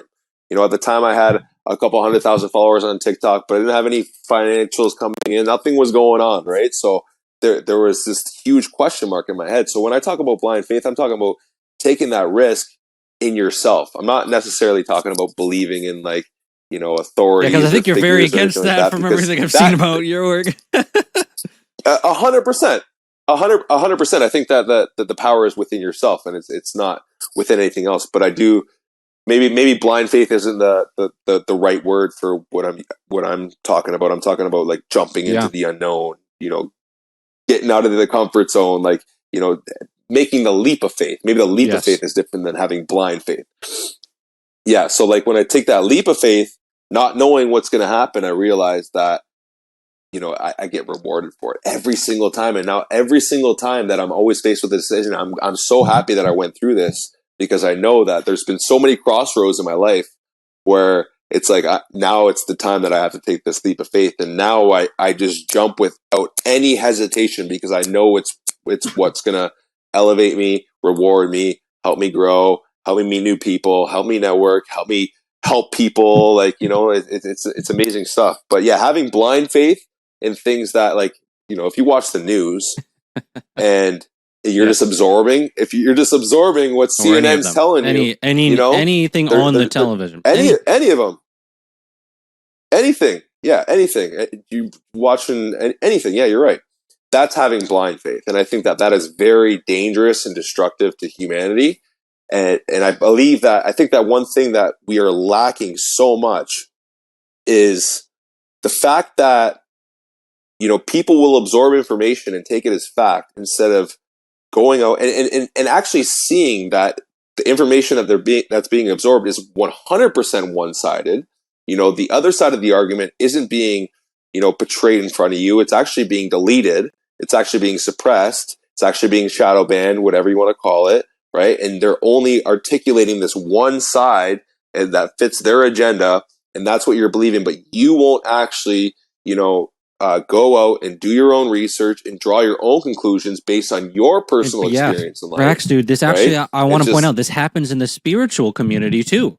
This isn't just people, they. Yep. This is also people, just the way that humans work is that they want to confirm that they're right. And it's very hard for people to admit, in general, from what I have experienced, that they're wrong. And so we're not, in my take, it's like, hey, we're not just talking about these other things outside of it. We're also talking about, directly, even in a spiritual sense of. So I think that's important. It's like Absolutely. anyone. A lot of times, people are just trying to convince you. You're right. Even myself. No, 100%. Absolutely. I think I fell victim to that, where you hear something and maybe it resonates and maybe you're taking it as truth or whatever. But I think that you have to have in order to like truly believe something, I think that you have to have a direct personal experience with it. Like when I talk about things that, whatever it might be, like the opposite side of the force of whatever they're telling you, right? But it's because I'll have a personal experience with it. I won't just, take what they're saying or take what someone else is saying. I'll actually go out and I'll observe myself on whatever that topic might be. And I'm observing and I'm like, okay, now I have this different personal experience than what they're telling me. Right. And I trust myself more than I trust the opinions of other people. I'm always going to put my opinion first rather than watching the news or listening to him or her or whatever, right? I'm always going to trust my own opinion based on my personal experience in life. And I think that's one thing that's lacking with a lot of people. Yeah. Sure. And it happens in every community. It doesn't just have to be, spiritual or the sheep mindset or the slave mindset or whatever, like it indefinitely happens with absolutely everyone. One It of the doesn't matter biggest where you are on the realizations totem for pole. me was that as I started to research consciousness, that you had this whole community of people that were also doing the same thing, but just in a different way. So I think that's why it's important to just have the ability to critically think about everything. And I think just as a whole, in the spiritual community sense, if we're taking things, we got to be very careful with things that don't have science. And I'm not saying science is God in any means. That's not it. I'm just saying that when there is more evidence that this is true, I think that's helpful.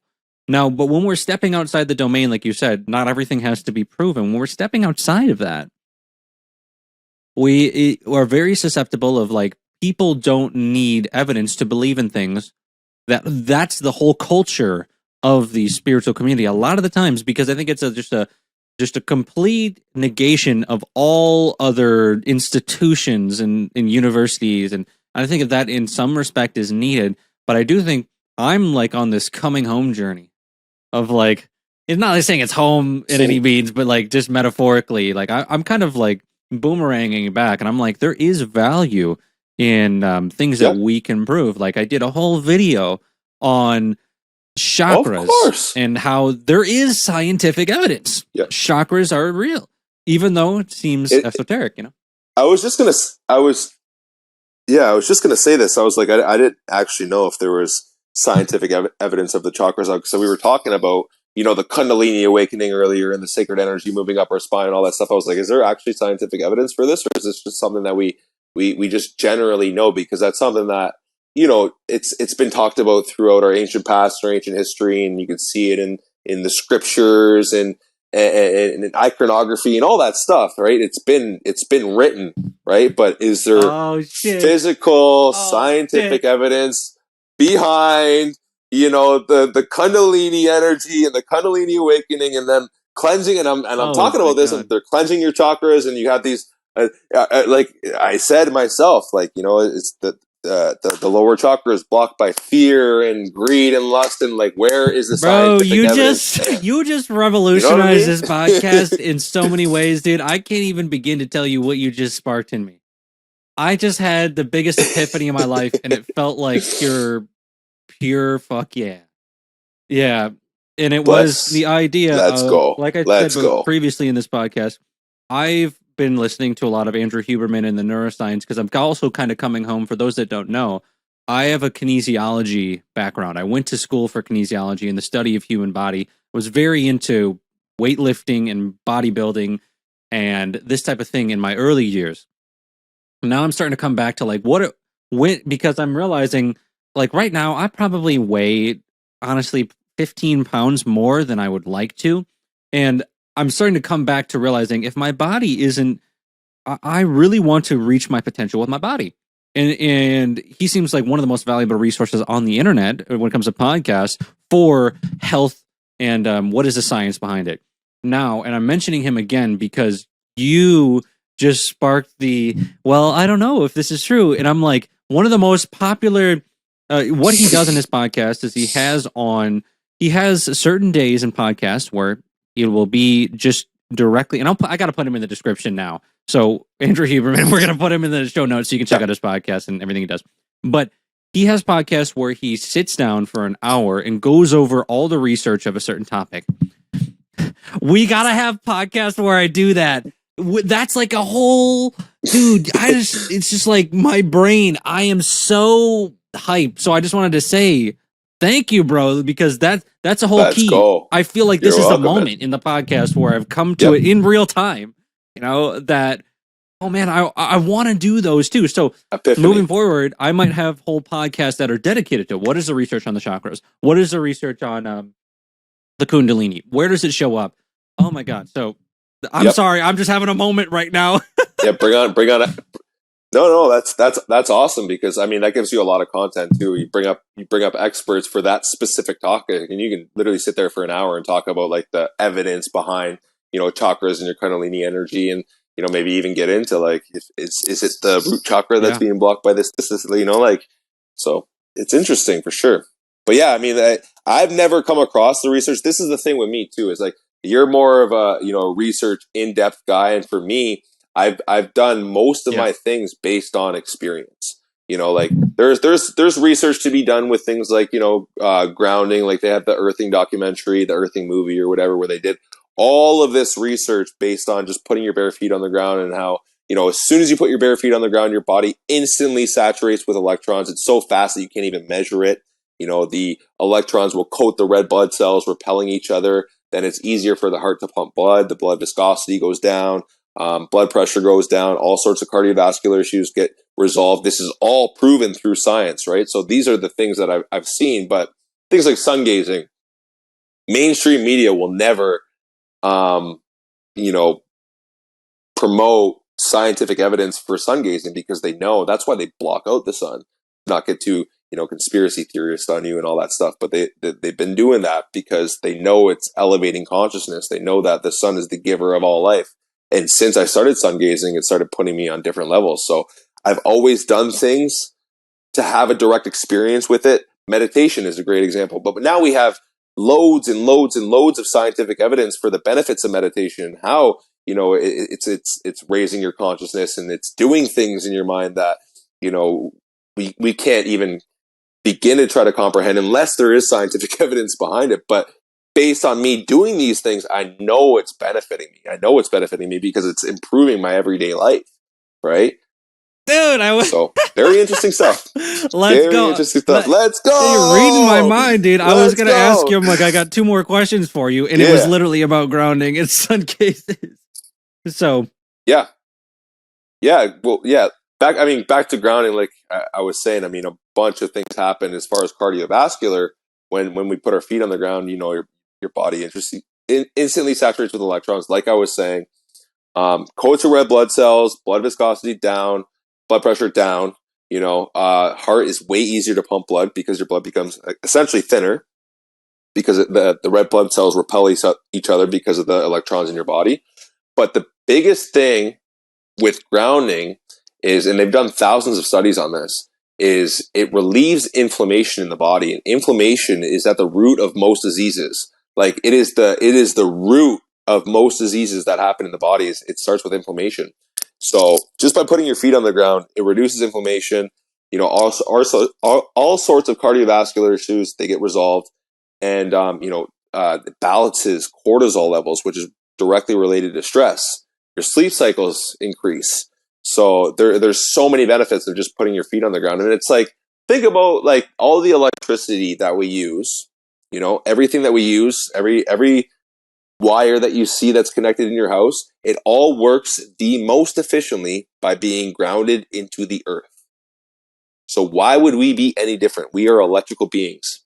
Every single system in the entire human body that we can measure, they all go back to normal when we put our feet on the ground. Not a lot of people know this. We have been intentionally disconnected from the earth by the invention of rubber shoes. We used to wear wooden or wool shoes back in the day. Maybe they're not very feasible now. However, we need to be way more conscious of how much we are putting our feet on the ground. It's And huge. if you were looking at what I was doing there, I actually was, and I don't want to take away from what you said because that was absolutely brilliant, and I'm 100% on board with you. Sometimes I go like this when I'm thinking, and that's actually from the documents that are D in the class of D. It's not. It's that part of that whole. I did a couple podcasts on the Monroe Institute and the research that was done on that, and they said that one of the hacks that there are to that was in the declassified stuff. The hack was to actually when you're trying to remember something, to put your hand right here. In that, is it specific your whole hand, or was it? It's kind of stupid that I don't remember that, but at least you're touching right here. I just did that just out of my hand. It could be two. You're just touching this part of your forehead, and I remember the question I was going to ask you because I've got two more questions because you were talking. I had the question, I lost it, and I'm like, here it is. Okay, so two more questions for you. Number one, where do you think math fits into, and numbers fits into the structure of the universe? It's everything. I mean, it's literally everything. I think that we didn't necessarily invent mathematics. We discovered mathematics. Math is in nature, right? Like if you look at the Fibonacci sequence, the golden ratio, like we can literally find these mathematical sequences all throughout nature. Not just nature; they're within us as well. Very, very interesting. Some of the most beautiful people in the world all possess like the Fibonacci sequence as far as their facial features are concerned, which is very, very interesting to me.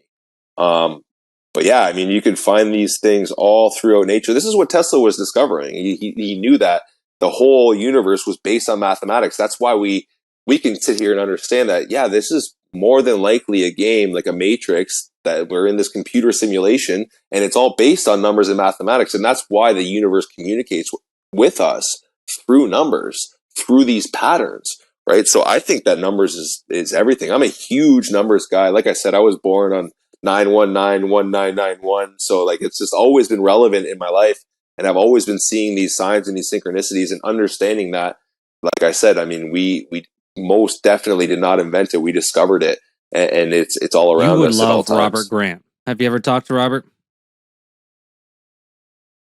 No, but have you heard of Robert Grant? Definitely take a look at who he is. I don't think I've ever heard. I don't think I've ever heard of him. Robert Grant is literally maybe I did 3 podcasts ago from this one. I think it was 62. I had Robert Grant on, and he's a mathematician and polymath, and he has his own show in Gaia named Code X, and he decrypts art, and he talks about this. And so for anyone listening, if you want to go back to 62 and listen to the one with Robert Grant, it's the most popular podcast I ever had. Check that out. And it's already the most popular. So that if you want to know about Robert Grant, I did that whole episode with him, and I would say you'd love him. So if you watch it and you resonate with him, I could also get you in contact with him if you want to get to know him. Probably. I mean, I don't know. I just think he's a really cool guy, and I think you guys would get along because you are talking about the same things that he said with the math, and it is the structure, the golden ratio, the Euler number is what he was talking about, and yes, perfect. It's the makeup, yeah. Last question for you then. Sure. Let's say that Nikola Tesla came to you and he was, in his celestial form. Maybe he has a celestial form. Maybe he's the Gandalf come down just as the wizards did in the Lord of the Rings. Maybe he is. And he came down and said, you know what, dude, you've done a fantastic job. I think it's your time. And you're like, oh no, I guess this is the last time I'm going to get to talk to humanity on the University Game podcast. And, he takes you up and, it's the last thing you're like, oh man, I guess I might only get a chance. You're right. it might be the chance the last time. So if you realized in a moment, hey, I know this is on the spot, but there's this message I want to give to humanity. It could be a quote, could be a paragraph, it could be a thesis, it could be as much as you want, as little as you want. If you could say one last thing before you continued on to wherever that is, whatever, that's a different conversation. What would you say to humanity? And if you need a second, that's fine. Whew. Uh, no, I would probably just keep it, really simple and just say, you know what, love is the ultimate truth, that we are all one, and that we are here to not only love each other, but to support each other, but to, understand that we are all on our separate journeys and we're all here for a very divine and specific purpose, and to help each other out as much as possible, and just to spread peace And and there love. it is. And that's it. Thanks for coming on the podcast, man. That's it. That's and it. Where can people No find you? What problem, do you brother. got going No on problem. in your life, and what are you sharing? What's happening? Yeah. So I've actually I've started creating again. I was taking a little break there. I think that it's very important sometimes to take a step back, fill your own cup before you can start, filling the cups of other people. Again, like there's a lot of information that I've put out there in the last couple of years. I mean, you've witnessed a lot of it. So I am active on TikTok. I'm active on Instagram. Yep. I'm sure we can link it in the description below. But yeah, Infinite Light 369 on TikTok. That's where a lot of my videos are. So you guys can go back and you can scroll for days and you can listen for hours if you like to, about some of the topics that I have on there. There's a few popular videos. Tesla 369. I have a dolphin assisted birth video that's done very well, which is a pretty interesting topic as well. And yeah, I'm pretty active on there. And if you want to directly speak to me, add me on Instagram, shoot me a message. It's at Sheldon Thompson 369. We'll link it in the description as well. I love helping people one-on-one and just kind of sending voice notes back and forth and just trying to inspire and help people become the best versions of themselves, because I believe that the more we do that, the better we are going to be as a whole. The healthier the earth is going to get, healthier we are going to get, and we can get this societal trend and upward trend instead of downward trend if we do that, for sure. So yeah, that's the main thing for me, man. Is just I just want to, everywhere I go, I just want to be the light. I just want to, I want to make a positive impact on everyone that I speak to if I can. And I just try to carry the best energy that I have with me everywhere I go. And I believe that it's a gift that I was given, and it's not something that I just keep for myself. It's something that I have to also give as well. So I think it's super, super important. But yeah, you guys can find me at those social medias. I'm always here. I'm always ears. Yeah, come talk to me, and I'd love to share some of my, thoughts and maybe. All right, there it is. All the information from what he just said will be in the description. If you're on YouTube, if you're on Apple Podcasts or Spotify, that's going to be in the show notes down below. Thanks for listening to the podcast today, and we'll see you in the next episode of Universe the Game. And until then, peace. All right, thanks for watching. Thanks for listening to Universe the Game here. And if you enjoyed it, don't forget to check out our sponsor, my book, 10 Secrets of Awakening. Secrets life transformation, consciousness, self-realization, all of these things that will be beneficial to your life. Maybe, if you're ready to take a look at the secrets of what could be, or what may be, and what there's evidence for, and how you can get your life into a place where you feel empowered, this may benefit you. Other than that, if you're listening on Apple Podcasts or Spotify, drop a nice 5-star review for your boy. It would be absolutely fantastic. And if you could, if you're on YouTube, just hit the subscribe button. If you'd like to see more podcasts, hit subscribe. We'll be around next week with yet another episode of Universe the Game. And also, while you're here, you might as well maybe click the playlist on one side of your screen here. I'm not sure which one I want to do yet, but it'll be one. And check out more episodes of Universe the Game. And until the next episode, peace.